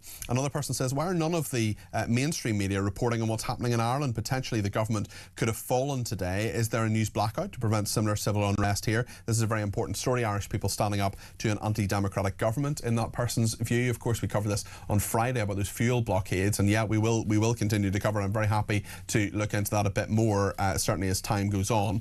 Adam's been in touch with an interesting suggestion actually for the show. This is a young show, Evening Exchange. We're only been on the air for about 6 weeks or so with me in the chair, and actually we've got a new producer who's starting later on this week, and Adam says it would be cool to have Cardwell's conclusion in the same way as Dolan has the Dolan Dispatch on a show. Just putting it out there, Cardi P. Do you know what? We'll discuss all those ideas, and Evening Exchange was an idea that came up by a viewer came up with that title, so I'm very collaborative and want to make sure that there are lots of different ideas coming in. If you do have ideas about what we should be covering, what we're missing, what you'd like to talk about, whatever it is, you just let me know. 0344 499 1000. I want to talk now about Town Hall Fat Cats. The Taxpayers Alliance, very good organisation, has an investigations campaign manager called Callum McGoldrick, and Callum joins me now. Callum, good evening. Good evening, Peter. This is the highest council tax increases since 2004. And we're in a situation where 1,255 council bureaucrats were handed over £150,000 last year. That's an increase of over almost 15% in a year, almost 20 times higher than when you launched the annual Town Hall Rich List in 2007. Obviously, there's been inflation since then. Obviously, there are people who earn more money anyway. Hopefully, everybody earns more money, although some people don't since 2007, certainly. But interestingly as well, 6 councils who were issued these Section 114 notice, effectively declaring bankruptcy since 2020, had 124 council employees paid over £100,000. I mean, what is going on here, Callum? Well, it just reeks of the sort of typical one rule for everyone else and then one rule for us, where they seem to be, the public sector councils seem to be completely immune to the challenges that the people that pay the bills that taxpayers have to face. You said just there how much has gone up since we first did the list in 2007. Council tax has gone up 120% in the time we've been doing the list. There's been an explosion in the number of staff, but I don't think anyone feels that their services have got any better. Well, often they've got a lot worse, and some of that is down to, well, I usually come to the conclusion, Cardwell's conclusion, as this person has suggested. The conclusion I have is that the two people who've wreaked most havoc on this country in my lifetime have been Tony Blair and George Osborne. And George Osborne said that local councils had to take on adult social care and things like taxis for children with special needs. Now, you have a lot of people going into those councils. Often you have a lot of new councillors. There'll be many more of them in a month's time as well, who are going into councils thinking, right, we're going to rip this up, we're going to change these things, we're going to change stuff. But actually, their statutory obligations, the things they have to do, are a huge amount of the budget. They don't have to pay people huge amounts of money, but there's so little leeway now, thanks to George Osborne, in local government because they have so many different responsibilities. Is that at least part of the picture here, Callum? Oh, well, it's a very fair point, and it's something we hear a lot from councils, and it is absolutely true as well that a massive percentage of their budget is being eaten up by things that they have very little say over. Although what they do have say over, every year councillors can vote on it, is the pay packets for their chief executives and for their senior staff. And the Town Hall Rich List specifically focuses on council staff, not councillors, so these are unelected bureaucrats. And it's people that are ultimately not really accountable to anyone that are seeing their pay packets increase each year. You're absolutely right, and we have those bills going up on average of 4.9%, £2,392 for a typical Band D property. I certainly saw in my part of London where I live, I certainly saw my council tax go up an eye-watering amount of money. There is, as your chief executive has said here, a pincer movement with record-breaking tax burden on one side and a bloated public sector feathering its nest on the other. At what point do we say the public sector is far too big, we need to cut it, we need to make sure there are fewer people on huge amounts of money, and we need just straightforwardly better services? Well, it's what we see, and it always becomes very, very expensive whenever we wish to do that, because the exit packages that many of these staff get are also absolutely massive. Some people only make the list because they get sort of six-figure exit payment at times, or sort of a massive contribution to their pension just to get them out of the door. And it's problems that you see like this that the government just really isn't tackling. The previous government also didn't tackle, but ultimately it's taxpayers then that have to foot the bill every single time when these people's salaries go up. What are the worst offenders here? Give me a few details of various councils that are the worst offenders. So Westminster have the most on the list. They have 92 staff. 92 staff? Yes. That's just Westminster. Who earn how much do they earn? Over 100,000. Over 100,000, yeah. Crazy. 92 separate. I mean, it's a big council, but that's a lot of people and a lot of money. Yeah, and even worse than this, the highest paid council executive of the last year, or council employee of the last year, was from Staffordshire. Because it was done under an exit payment, we don't know the person's name or even what their job role was when they were in office, yet they received almost £500,000. Crazy. A spokesman for Westminster City Council said it is not hiring significantly more staff into roles paying over £100,000 a year, and the increase is accounted for through gradual annual pay increases which are agreed nationally. Westminster City Council is a high-profile local authority with unique responsibilities at the heart of the capital. As such, we need to recruit the best talent for managing within a complex organisation whose work involves partnership with central government, the multi-billion economy of the West End, and supporting around 250,000 residents. The salaries paid reflect the skills needed to lead the authority. What do you think of that, Callum? Well, we hear from all the councils that, you have to pay the big salaries to get the best staff. The thing that I always hear when we go travelling around the country to talk to taxpayers, though, is that quite often they don't feel they're getting the best staff and they don't feel that they're getting the best services. Perhaps some residents of Westminster are happy with their council, but perhaps others are not. I think what's important, though, is that every single taxpayer in Westminster is made aware of just how much their council is costing them and just what the salaries are, so that they can be properly held to account.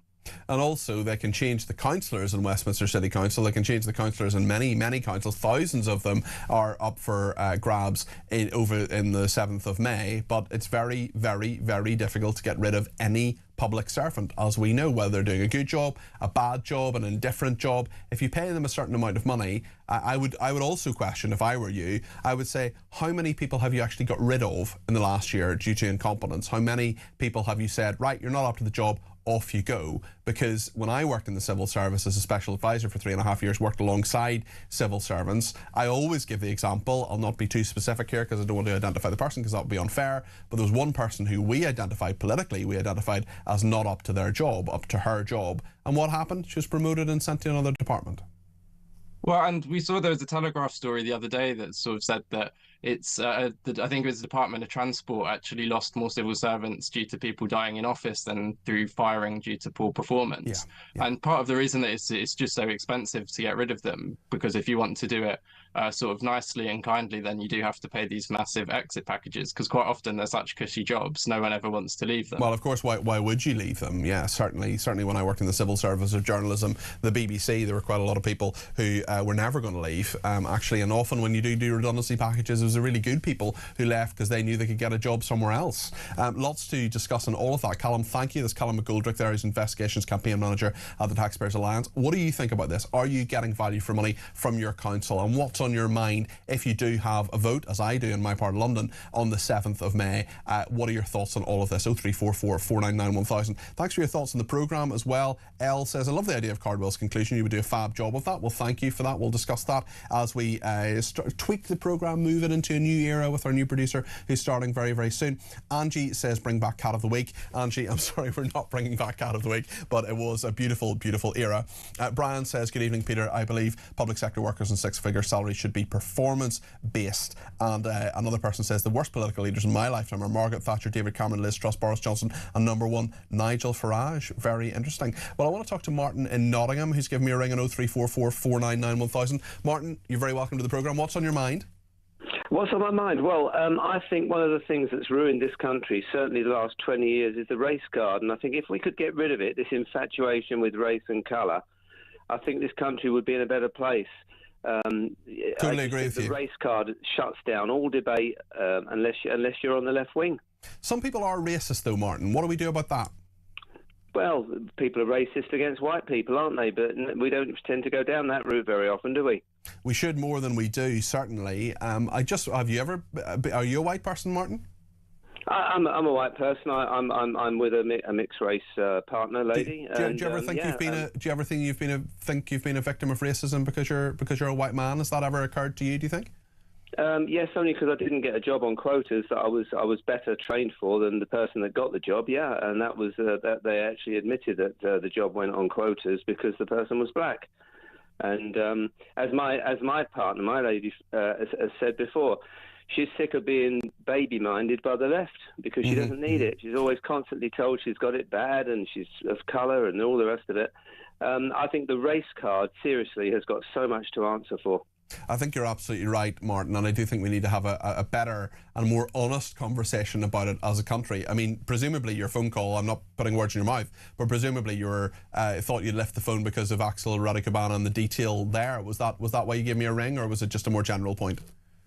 No, that's it, and he's one of very many that I've heard of and read about that where things have slipped through the net because, well, look at the Manchester Arena bombing. The guy said he was scared to say anything in case he was racist. Yeah. You know, the race card it's actually killing people. It's allowing people to be killed. It's allowing terrible things to happen, and I think it's about time we just threw it in the bin and started just treating everybody equal. And Martin, you're right.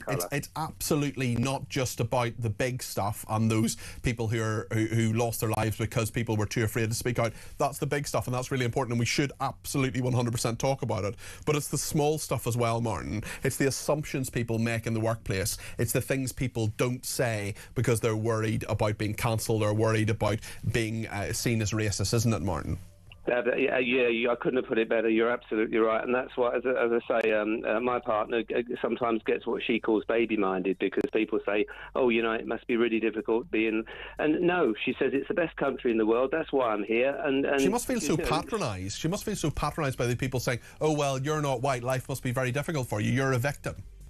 Yeah, that's it. And she's not a victim. She's doing very, very well. We're very happy and she's successful. And yeah, anyway, well, thanks for taking my call. Well, thank you, Martin. Much appreciated. That's Martin there in Nottingham. We'll take more calls in the next hour. Whatever you think, whatever's on the tip of your tongue, 0344 499 1000. We'll talk about the defence of this country. We'll talk about what's going on with the US and Iran and with Lebanon and with Israel as well. Also the Royals, and plenty of your calls too. 0344 499 1000.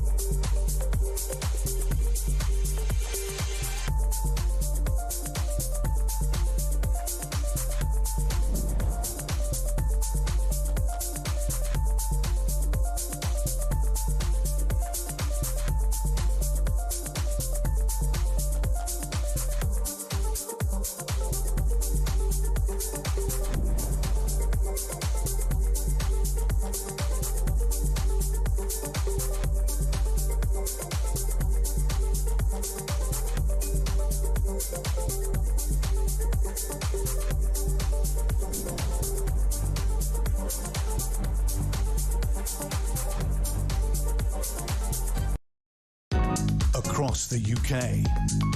On DAB+, on your smart speaker, on your smart TV, and on your side. This is Talk.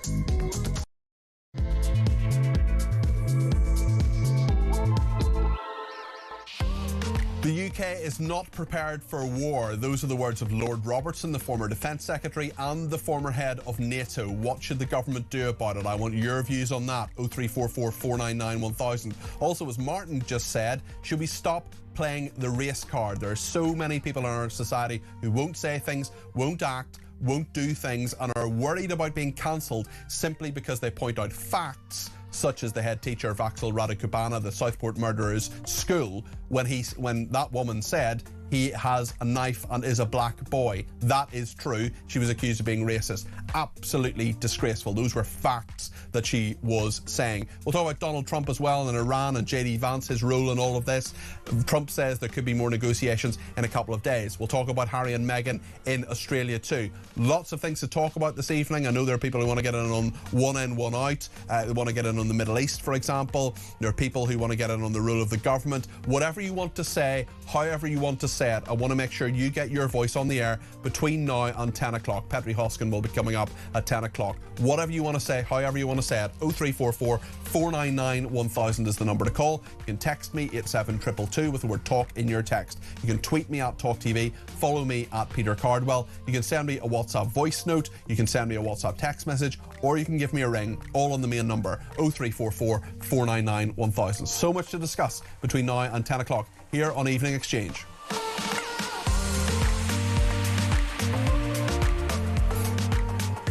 Well, Lord Robertson, George Robertson, was the Defence Secretary under Tony Blair. He was a sort of Blair-Brown era minister. He was pretty well respected. He then went on to be the head of NATO, the Secretary General. He was the first British person in many years to do that. Now he has been asked to do the Strategic Defence Review. That's not moving nearly as quickly as he would like. He's given a major speech today where he has said some pretty astonishing, maybe not that astonishing, but certainly very powerful things about the defence readiness of this country. Let's have a look at what Lord Robertson, has been saying. I spent the best part of a year working on the new government's Strategic Defence Review. And I can tell you now, bluntly, the conclusion of all of that work. We are underprepared, we're underinsured, we're under attack, we're not safe. Bluntly, that is the underlying message that we got. And the current conflict in the Middle East has to be a rude wake-up call to this country. On top of what we've already seen in Ukraine, it should remind us in the United Kingdom of our vulnerabilities. And there are many. The cold reality of today's dangerous world is that we cannot defend Britain with an ever-expanding welfare budget. So this is a very serious person. This isn't just me. This isn't just someone sitting in a studio pontificating about the defence of the nation. This is the former Defence Secretary. This is a Labour grandee. This is someone who ran NATO. This guy knows what he's talking about. He's looked into it. He's looked under the bonnet of defence in this country. And he is saying, we are underprepared, we are underinsured, we are under attack. We are not safe. Britain's national security and safety is in peril. He also said there is a corrosive complacency today in Britain's political leadership. Lip service is paid to the risks, the threats, the bright red signals of danger, but even a promised national conversation about defence can't be started. Now, the Prime Minister's official spokesman said, I completely reject that. Our armed forces are working around the world every minute of the day to keep us safe at home and strong abroad. Well, he would say that, wouldn't he? I'm going to go with George Robertson, I think, on this one. And the pretty terrifying things he's saying. We know it's the case, but now we've got someone whose job it has been for a year to look under the bonnet of our defence and to diagnose the problems. And here he is in public saying what it is. Keir Starmer's official spokesman denies it. He says, I totally reject that. So Keir Starmer knows better than the former head of NATO. I don't think so. Speaking of what's going on globally and where we are with the Iran war and Lebanon and Israel and these different discussions that are taking place in Washington at the moment, Donald Trump says there could be more negotiations within a couple of days. He also says, though, that Iran is blackmailing the world. This is what he's been saying, the president. I can tell you that we've been called by the other side. They'd like to make a deal very badly, very badly. Iran will not have a nuclear weapon. And we agreed to a lot of things, but they didn't agree to that. And I think they will agree to it. I'm almost sure of it. In fact, I am sure of it. If they don't agree, there's no deal. There'll never be a deal. We can't let a country blackmail or extort the world, because that's what they're doing. They're really blackmailing the world. We're not going to let that happen. Well, J.D. Vance, the vice president, Donald Trump's number 2, he has been talking about the nature of the goalposts and moving of the goalposts in this, because he was in Islamabad in Pakistan negotiating with the Iranians on Saturday for 21 hours. They fell apart. He got back on Air Force 2, back on his plane, and went back to Washington. He's been talking about what went on in those negotiations and where things stand right now. Let's hear from J.D. Vance what he said to Fox News last night. We need to see the Straits of Hormuz fully open. And this is frankly one of the things where the Iranians tried to move the goalposts during the negotiation. We made very clear that that's unacceptable. We came to the negotiations saying the United States, what we've given here is a ceasefire. We've stopped bombing the country. What we expect the Iranians to give up is a full reopening of the Straits of Hormuz. We have seen, as the president has said, some significant uptick in traffic coming through the Straits of Hormuz. That's good for the global economy. It's good for the United States of America as well. But we haven't seen that full reopening. So our expectation is that the Iranians are going to continue to make progress to opening the Straits of Hormuz. And if they don't, it's going to fundamentally change the negotiation that we have with them. J.D. Vance also talked about the economic aspect of this, and I don't know about you, but I'm feeling it in my pocket in the way that so many people are around the country, particularly at the petrol pumps. J.D. Vance talked on what he said was Iran's economic terrorism. What they have done is engage in this act of economic terrorism against the entire world. They basically threatened any ship that's moving through the Straits of Hormuz.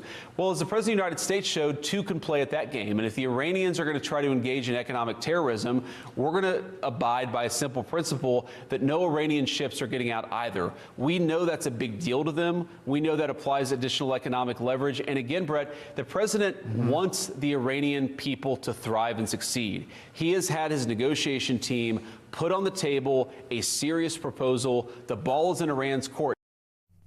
J.D. Vance, the Vice President of the United States, speaking on Fox News last night. Let's go to Steve Gill, former White House official, who's with me now. Hi, Steve. How are you doing?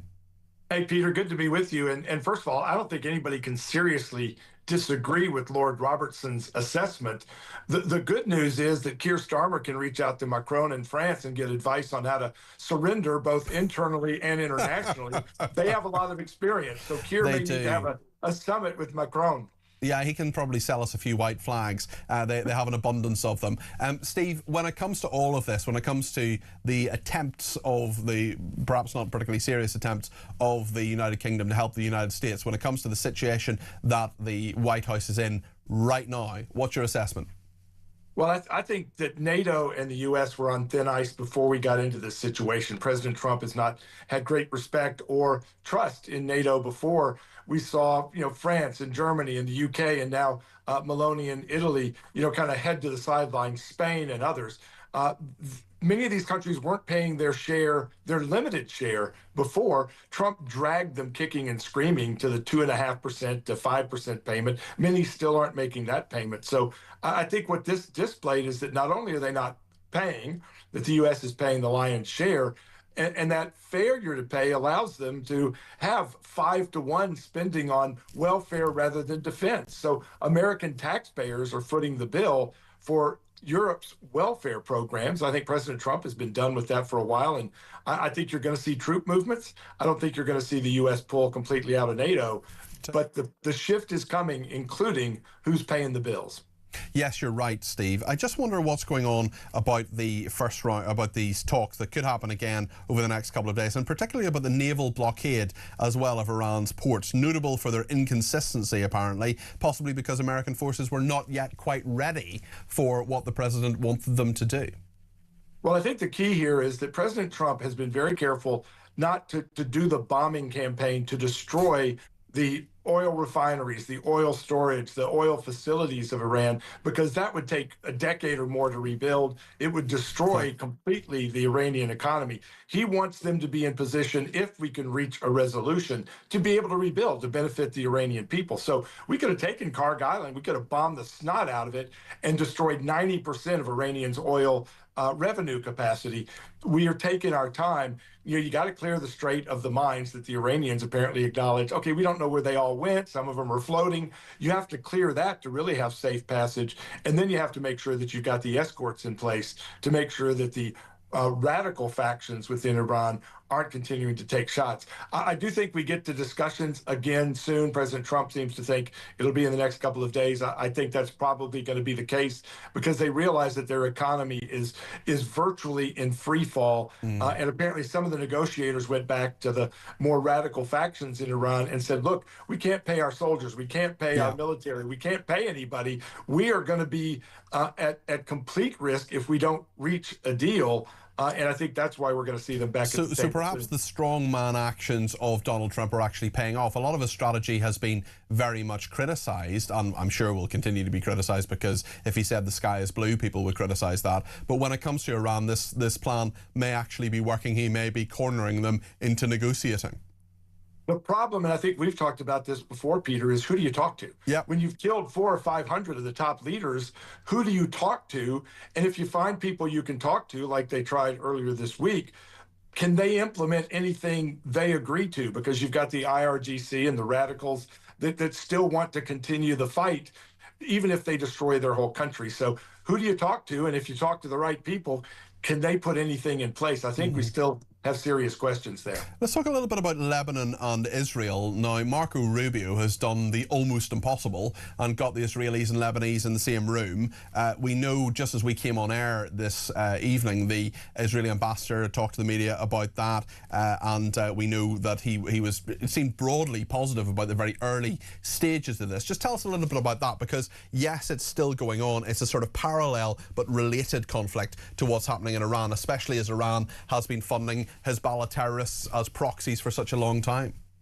The fundamental shifts in the Middle East are literally amazing, that you have not only the alliance of Oman and UAE and Saudi Arabia and Bahrain and Kuwait that all lined up in opposition to Iran, but you also have Lebanon and Israel engaging in direct negotiations to take Hezbollah out in that country. And I think when you look again, even at the global level, the idea that I think Saudi Arabia is now considering or is opening flights back to Israel, talking about direct talks with them.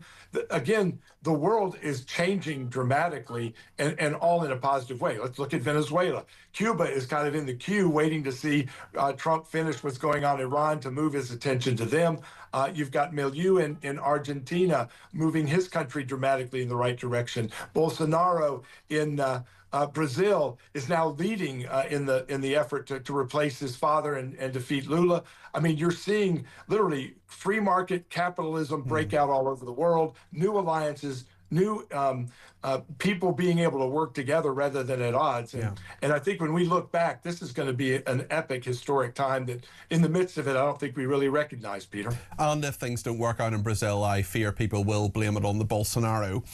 Steve, tell me about your thoughts about, particularly about how much kind of emphasis and I suppose patience the American political system has for all of this. We've got the local elections coming up here in the UK, very important set of local elections for Keir Starmer in a few weeks' time, but it's not that long until the midterm elections, and that will be a verdict on what Donald Trump has done and many other members of Congress as well. I think the good news for Republicans is that while you guys face elections in the next month, we've got till November. So you really have an opportunity for the economy to get more situated and to improve, sometime over the summer. I just paid $3.78 for a gallon of gasoline here. So you're seeing the oil price come down, the gasoline prices will come down as well. But you've also seen low inflation numbers reported recently, good job claims in the economy. So prices are improving, the economy's improving, and the biggest barrier right now are the oil prices, the gas prices. And once that gets situated, I think, again, you're going to see the economy in the U.S. improve, and people vote their pocketbooks. And the Democrats, all they have is, we hate Trump. We really hate Trump. We really, really, really hate Trump. Yes, we just do not like that man. Yes. Steve, thank you for your analysis. Steve Gill there, former White House official. Very interesting to talk to him there. And a texter says, shouldn't George Robertson be having this speech behind closed doors rather than broadcasting to the world we are pathetic and limp? Well, I think he needed to say it. I think he needed to say it publicly, and he's done the Strategic Defence Review behind closed doors. He told them everything, and they're not listening. And if you want to have a conversation, I've been in this situation before, where you diagnose a problem, you say to people behind the scenes and say, please fix this, and then actually, if it doesn't happen, I don't blame George Robertson for going public at all. I think it's actually doing a public service by telling us the truth about what's going on with defence. And a lot of it we know already, that 28 billion quid black hole. I spoke to someone the other day, senior analyst, and I said, what happens if the Falklands get invaded? It's not going to happen, but hopefully it won't. But if it does, what happens? Nothing. We can't do anything about it. We just do not have the military capacity to defend, for example, the Falklands. Brian says, good evening, Peter. Good evening, Brian. Could it be that Starmer is deliberately starving the military of money to make his argument for an EU army more acceptable? Brian, it's possible, but that would actually mean there's a plan. And I'm not sure there's a plan with Keir Starmer about anything, quite frankly. Of course, growth was his #1 priority, but now that's been downgraded. And, 15 months ago, he said growth was the #1 priority of this government. Where are we now? We've got the lowest growth forecast in the whole of the G7. Something that might be a bit nice is that summer is on the way, of course. There's no better way of spending a sunny afternoon than at Wimbledon. And we're giving you the chance to be there. We've got 2 VIP tickets for Centre Court on Monday the 6th of July, and you could be there right in the heart of the action with the official Wimbledon debenture seats, and enjoy exclusive access to the debenture lounge all day long too. Here's how you could be in with a chance to win. For your chance to win, text TALK to 83338. Text costs £2.50 plus your standard network rate. Or call 0343 418 7260. Lines close 16th of April 2026 at 4 p.m. That's when you'll need to answer your phone if it rings. 18 plus, UK residents only. This is a network promotion. Full T's and C's at talk.tv/win. So for your chance to win, text TALK to 83338 now.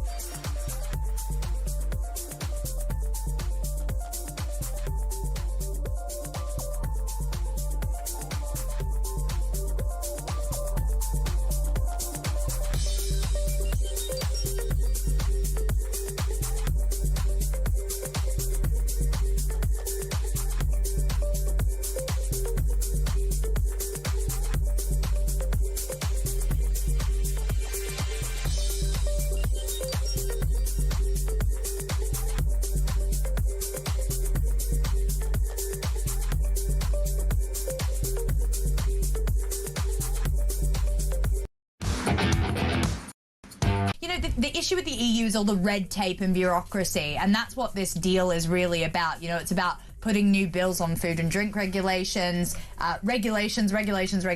That's what it's about, and that's not going to help our economy in the slightest. Yeah, the 3 rules of the world. America innovates, China imitates, and Europe regulates. Yes! That's what we do. We just pour a mountain of red tape onto everything and make it not work.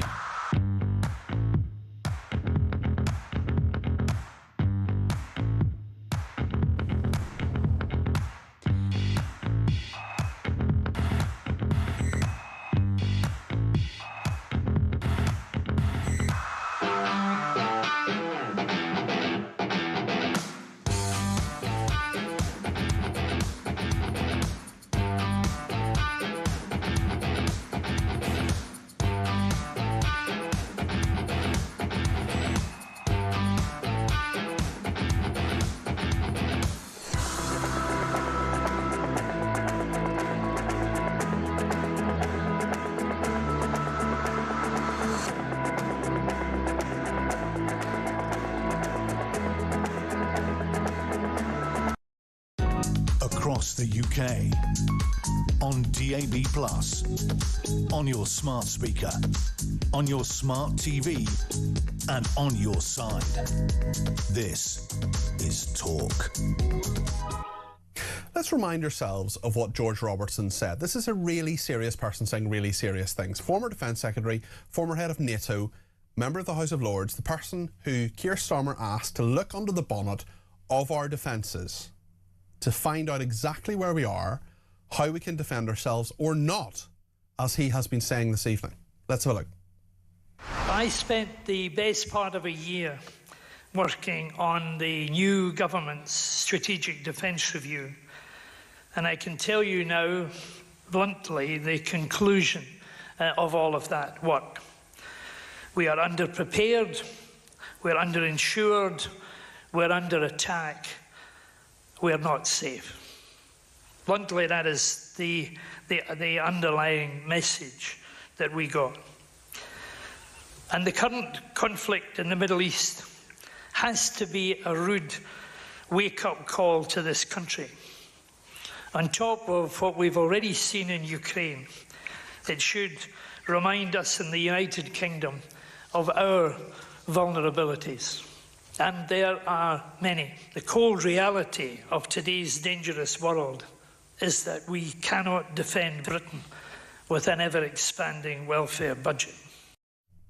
George Robertson there, Lord Robertson. We are underprepared, we are underinsured, we are under attack, we are not safe. Britain's national security and safety is in peril. There is a corrosive complacency today in Britain's political leadership, he added. Lip service is paid to the risks, the threats, the bright red signals of danger, but even a promised national conversation about defence can't be started. What do you think of that? I'd love to hear your views between now and 10 o'clock. 0344 499 1000. Another big debate is about race and about Axel Radicobana and how he could have been prevented. That's another big issue people want to talk about this evening. If you're one of those people, you give me a shout. You let me know what you think. 0344 499 1000. What about all those people who tried to sound the alarm on the horrible, evil Southport killer? What can we do to stop this happening again? What should happen to his parents? Let me know your thoughts. 0344 499 1000. William's in Swansea and would like to put his points across. William, you're very welcome to the programme this evening. What would you like to say? Thank you. Yes, I would like to ask you a good question, really. If we ever did have a Muslim government in number 10, it would be possible, my understanding is, for them to pass a law in Parliament that would, shall we say, limit the ability of the non-Muslims to vote. It would be possible. It's unlikely, but it would be possible. Is it time, therefore, that we could think about perhaps a Bill of Rights or a written constitution to stop any sort of possibility like that? Because in listening to what I've been listening to from certain sections, there seems to be a very strong feeling that that is the method, one of the methods that is being considered, which was exactly the same, similar happened in Lebanon. That's just a point. I'd like your opinion. That's sure, all. Of course. Well, thank you for asking for my opinion, William. That's very kind.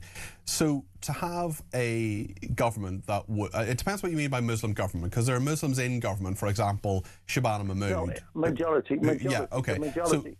So let's say we have a government that has a majority Muslim MPs. Now, I'm not sure all Muslims MPs, I don't think people like Shabana Mahmood would want to do that necessarily. I don't think that would be something that she would favour. But if we were in that situation, yes, hypothetically, I think it's a big hypothetical. I think we're a long way off that. I don't think it's going to happen. If it did, you're right, a government could change things. They, by a majority, they could change things. They could do basically what they wanted because they had a democratic right to do so. Now, that would fly in the face of 1,000 years of the Magna Carta, of various voting rights that people have accumulated over the years, whether it's women's voting rights in the 1920s, 1910s and 1920s, whether it's, changes for you had to own property previously to vote. Now it's one person, one vote. Everybody over 18, with a very, very few exceptions, gets a vote. So it would be a fundamental change in our society. So I suppose the two parts of it are, one, I think it's highly unlikely to even be proposed, never mind happen. How do we safeguard against that? Well, William, in my view, the best way to safeguard against any erosion of democracy, whatever that erosion is to get out there and vote, and to make your voice heard on programmes like this, and to make sure you go to the ballot box and vote for democratic people. Does that answer your question, or is there more to it? No, it does, yes, but the demographics are not on our side. Let's say, for example, in 30 years' time, when me and you may be gone, we don't know. And if we did have the majority of voters in the United Kingdom of being Muslim, and if by some unfortunate circumstance that they did vote for that only Muslims could vote, and that that Christians and others couldn't vote, if that was even a remote possibility, isn't it about time, considering there is 195 nations on this earth, and only 3 nations do not have a Bill of Rights and a written constitution, which is a unfortunate fact. Is it time that we started to drag ourselves into this century, perhaps, and say, look, why don't we lay down laws that we know if in the future this may happen? Of course, it's very, very unlikely. It's absolutely nonsense. Yes. Well, William, I see what you're saying. I see what you're saying there, and I think that just because there's a very, very remote, there's a very, very remote possibility of lots of things. There's, we could have, Keir Starmer tomorrow could declare himself, dictator of the country. There are lots of different things that could hypothetically happen. The question is whether the country would allow it to happen, and whether Parliament would allow it to happen, and whether we would move in that direction. But just let me answer the final part of that. A Bill of Rights, I think, is a really good idea. I think there are certain fundamental things that no government should be allowed to change. We have an unwritten constitution, as you say. There are countries that have quite tight constitutions. Ireland is a really good example of, if you want to change lots and lots of different things, like, if you want to bring in divorce, for example, in the 1990s when Ireland did that, well, they had to have a referendum on it. If they want to have abortion or gay marriage, they had to have a referendum, whereas all 3 of those things were brought in this country by parliamentary vote, for example, because our constitution is very different. But I think you're onto something there. And especially if, let's say, for the sake of argument, as the polls would suggest at the moment, that Reform UK are either the next government or part of the next government, and they want to get rid of something like the European Convention on Human Rights in our law, what I think they should do, and I think they would do this, is have a Bill of Rights, fundamental things that cannot be changed, like the right to one person, one vote in everybody over 18, with a few people like prisoners, for example, people who are mentally incapable of voting, for example, excluded from that, as is the case at the moment. So I think there's a point in what you say, William. My 2 uncles died in the Second World War, and they firmly believed that the right of free speech was sacrosanct, and it couldn't be set aside. Hate speech is a dilution of the right of free speech. One man's hate speech is another man's free speech. That has already gone. We are going down the road, for example, with trial by jury. That's being set aside. These are things that my father's generation could never have imagined. And they actually believed that they were sacrosanct, that they were written in stone. When they fought on the beaches and died on the beaches, as my uncle did, they believed that it was sacrosanct, that a person's right to free speech in the United Kingdom was sacrosanct. Now, I lived for a short time behind the Iron Curtain when I was, people would come to me and said, Mr. Hastings, which is my name, Mr. Hastings, you're very, very lucky. You have the right of free speech, we don't. And free speech is absolutely essential. Hate speech is just a dilution of free speech. All of our rights are slowly being overturned. Where did you live behind the Iron Curtain, William? I'm really interested. Poland. But in Poland, okay. There's a brilliant book. It's mainly about East Germany, but it's about the Stasi in Germany, called Stasiland. I don't know if you've read that one. Absolutely brilliant. Does that accord with the kind of life that you led in Poland? It was similar, but the Polish people, the Polish people were very, very clever.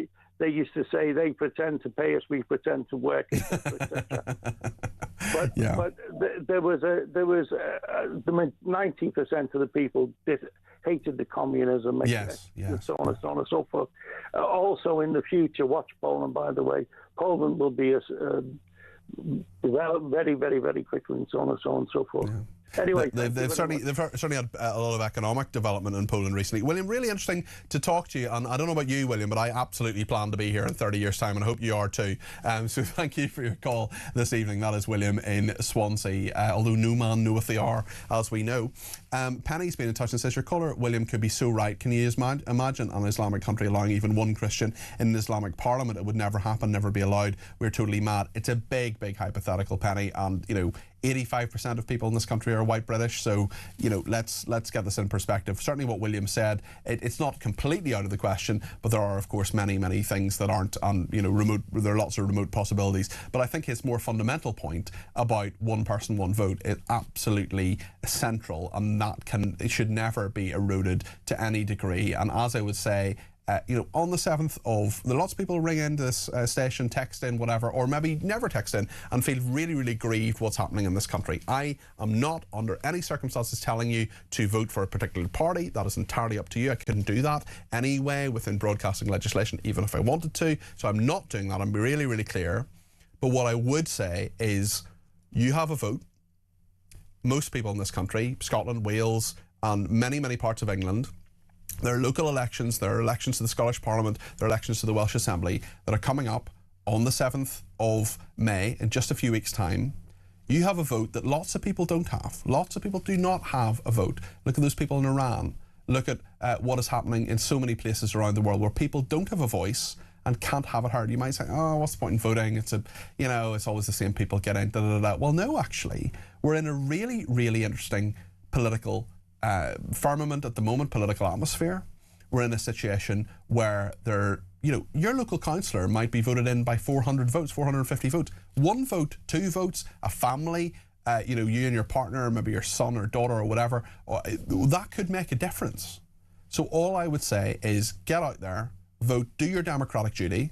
I'm going to do it too. Make sure you use your vote, whoever you vote for. It's an incredibly important thing to do. It's a fundamental part of our democracy, and it absolutely is something very, very British. Of course, there are many, many other countries around the world that do it too, but it's something that makes us British. It's a very important part of our culture, and of course, if you want to complain, well, you've got to vote. That's my view anyway. Thank you to Becca, who says, I don't trust anyone who wears a Union flag attached to a Ukraine flag. Thanks for that. We're going to talk about Harry and Meghan in just a second. Stay with us.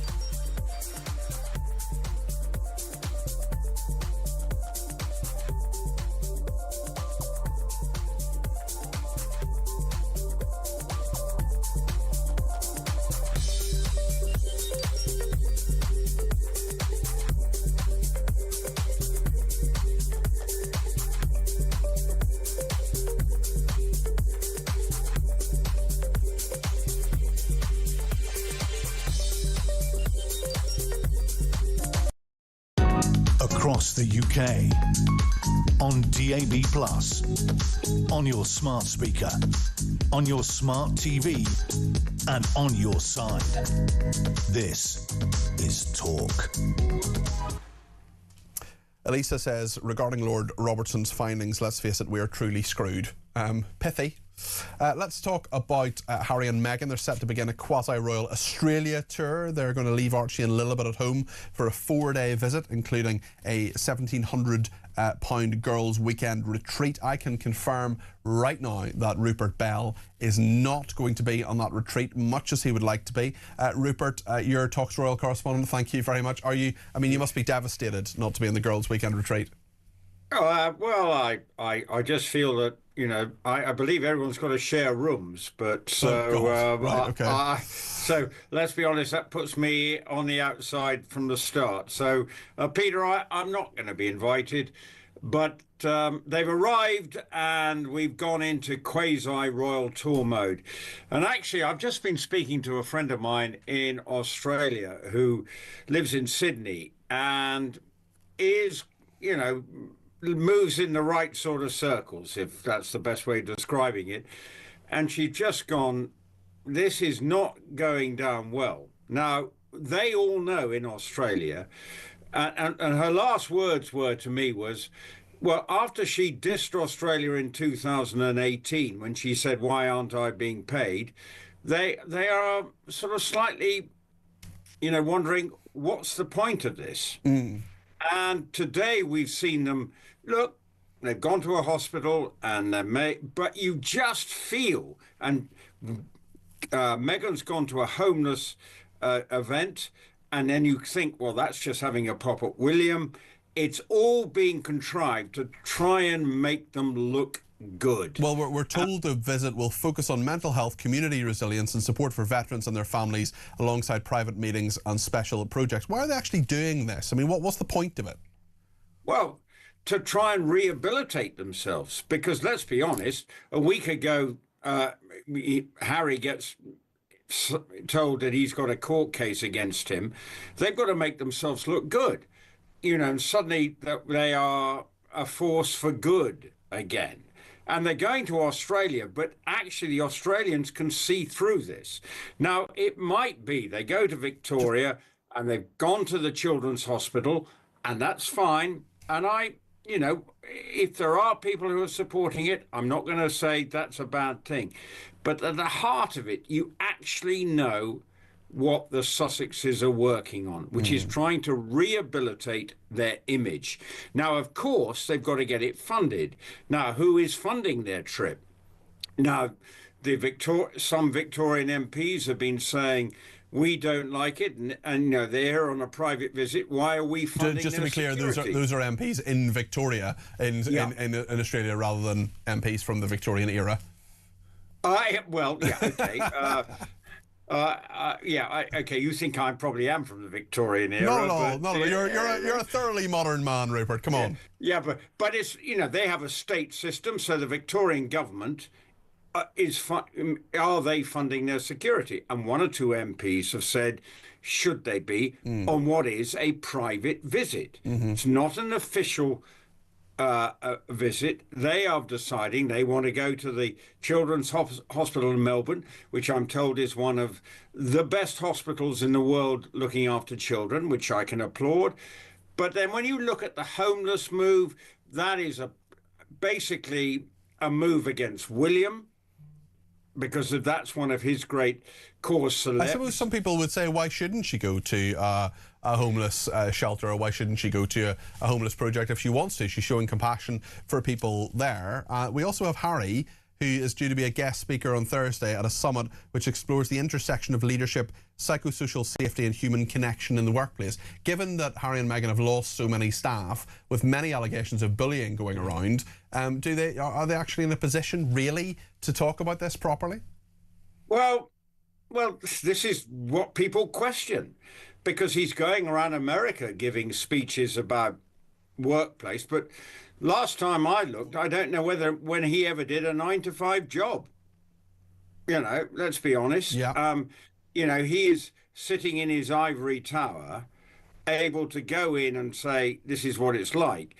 But has he been on the coalface of what it's like to go to work 9 to 5, get up in the morning, and there you are in your office? Now, you know, he's and this is where I think a lot of people are questioning what is going on here. And Australians who, you know, are pretty quick at spotting a charlatan, you know, I just feel that they are saying, look, they have every right to go there, but let's see it for what it is. It's a rehabilitation exercise on behalf of the Sussexes. Look, she's playing down, just call me Meg. Well, we've heard rumours that when she needs to be announced as she goes into a room, well, here comes the Duchess of Sussex. And her children are still known as the Prince and Princess, and they live in America. So this is where, you know, Australians can see through this. And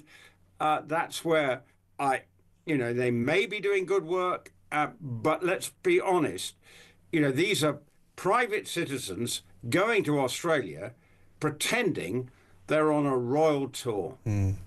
Becca has been... That's what, Yeah, and Becca has been in touch, Rupert, and says Meghan fake Markle wants to be Diana II.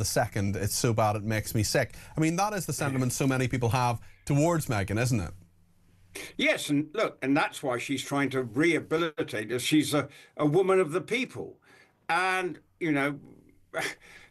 people struggle to believe that because everything has got a commercial background. Suddenly we've got the hand holdings back out again, the sort of when they were all, that it's looking like they're on a royal tour. And look, maybe I'm just being cynical. The point about going to somewhere like the Melbourne hospital, what good will come out of that? What's the long-term benefit for those people? And one of the things that William and other members of the royal family are now saying is when we do things, they've got to have a long-term benefit. So if you're going to go there, does that mean that Meghan and Harry will have a long-term involvement in that homeless charity to add some, not just a 30-minute in and out job? Will they then commit? And that, I think, is what William has always said, and other members of the royal family. We're not just going to cut the tape and move on. Yeah. They've got to feel like we're doing something that has a benefit. Rupert, thank you. That's Rupert Bell, Talks Royal correspondent. Lots to dissect there. Whatever you want to say about that or any of the other stories we've been talking about this evening, do give me a shout. There's time for calls between now and 10. We'll have a quick word with Petri Hoskin, of course, as well. She is coming up between 10 and 1. So much to discuss. Let me know your thoughts. 0344 499 1000. Stay with us.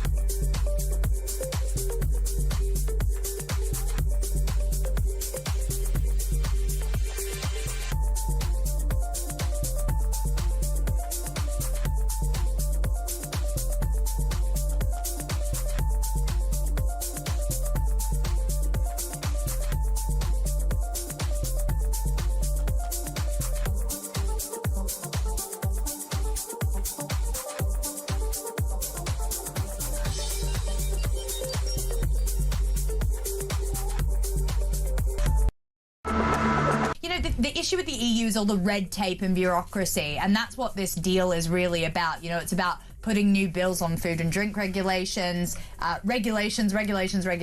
That's what it's about, and that's not going to help our economy in the slightest. Yeah, the three rules of the world. America innovates, China imitates, and Europe regulates. Yes. That's what we do. We just pour a mountain of red tape onto everything and make it not work.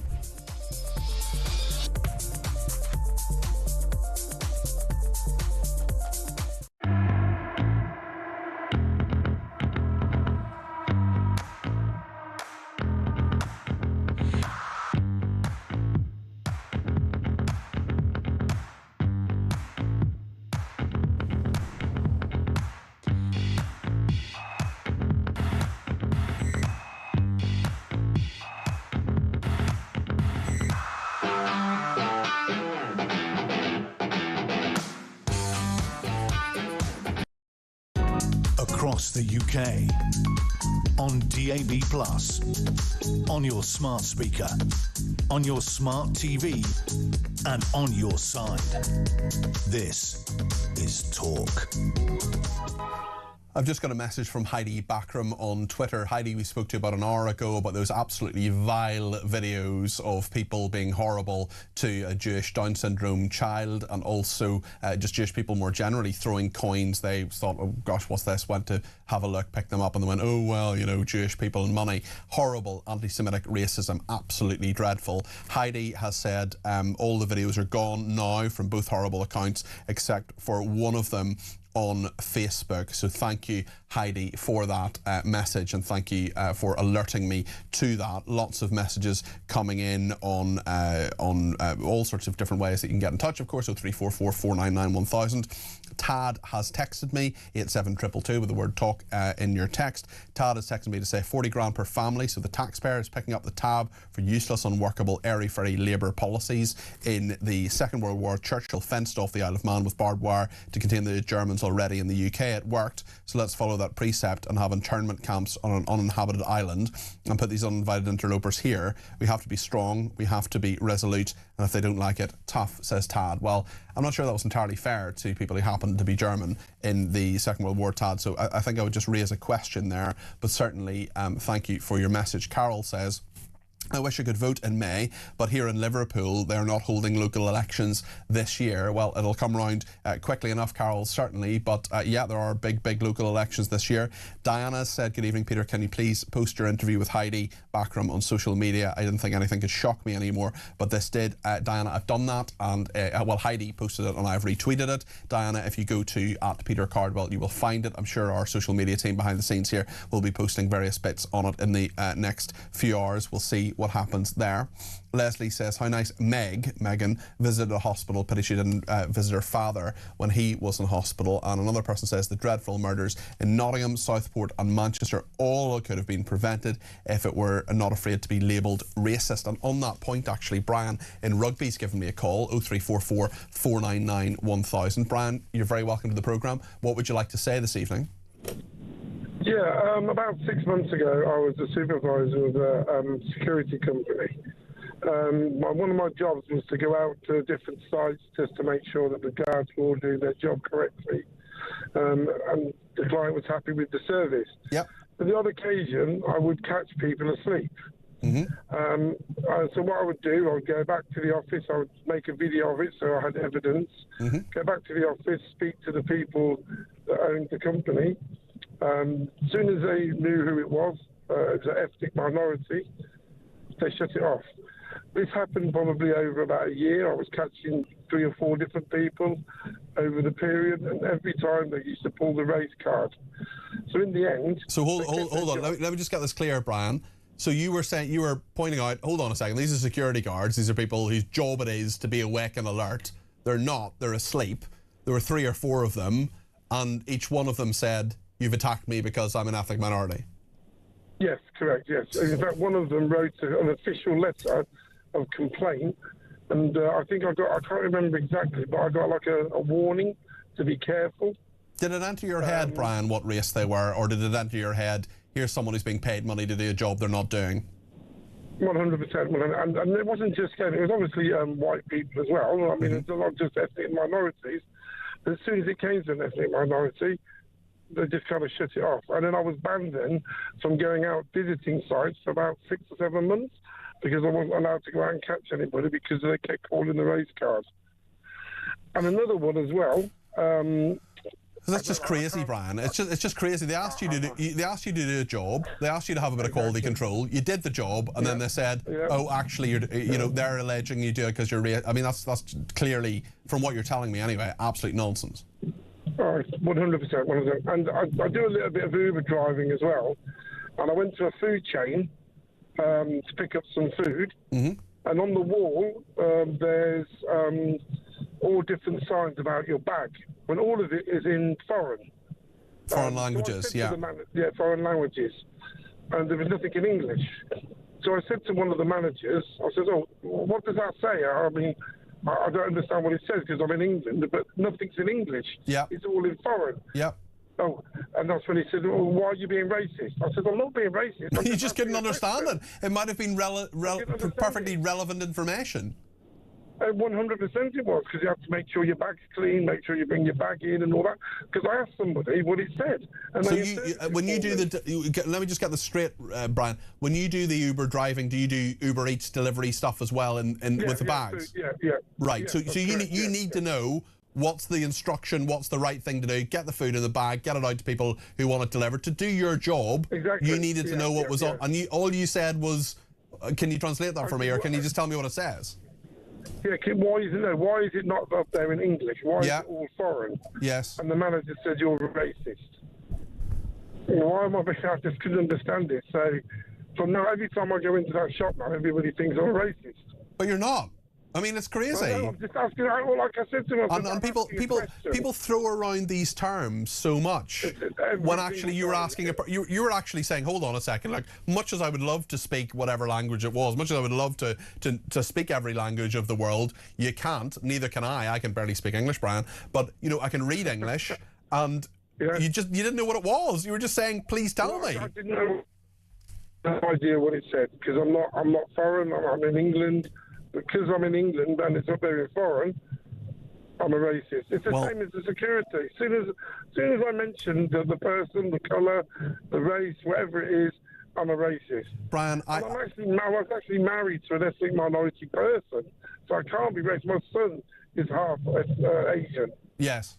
So, you know what I mean? It's just pathetic. Well, it's insulting, Brian. It's just insulting, isn't it? It's just, and people bandy around those words all the time. They say things like racist, homophobe. You hate these people. You're showing hate. It's just nonsense. Both of those examples. I've only spoken to you for a couple of minutes, but if everything you're telling me is true, and I've no reason to think it isn't, there isn't zero racism that you have exhibited at any point there.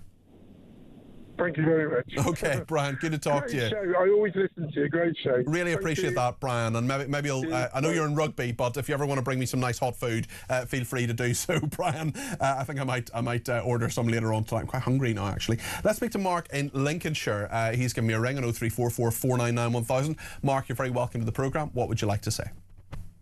Hi there, Peter. Hi there. Hi there. Yeah, it might be a little bit controversial, I guess, but hey, you know me. I do. Indeed. You were talking to Heidi earlier. I think the treatment of Jews in this country, as I've said before to you, Peter, it's absolutely appalling. There's no excuse for it. And I wish more was done at a state level, really. However, let's not pretend that other things aren't going on as well in this world.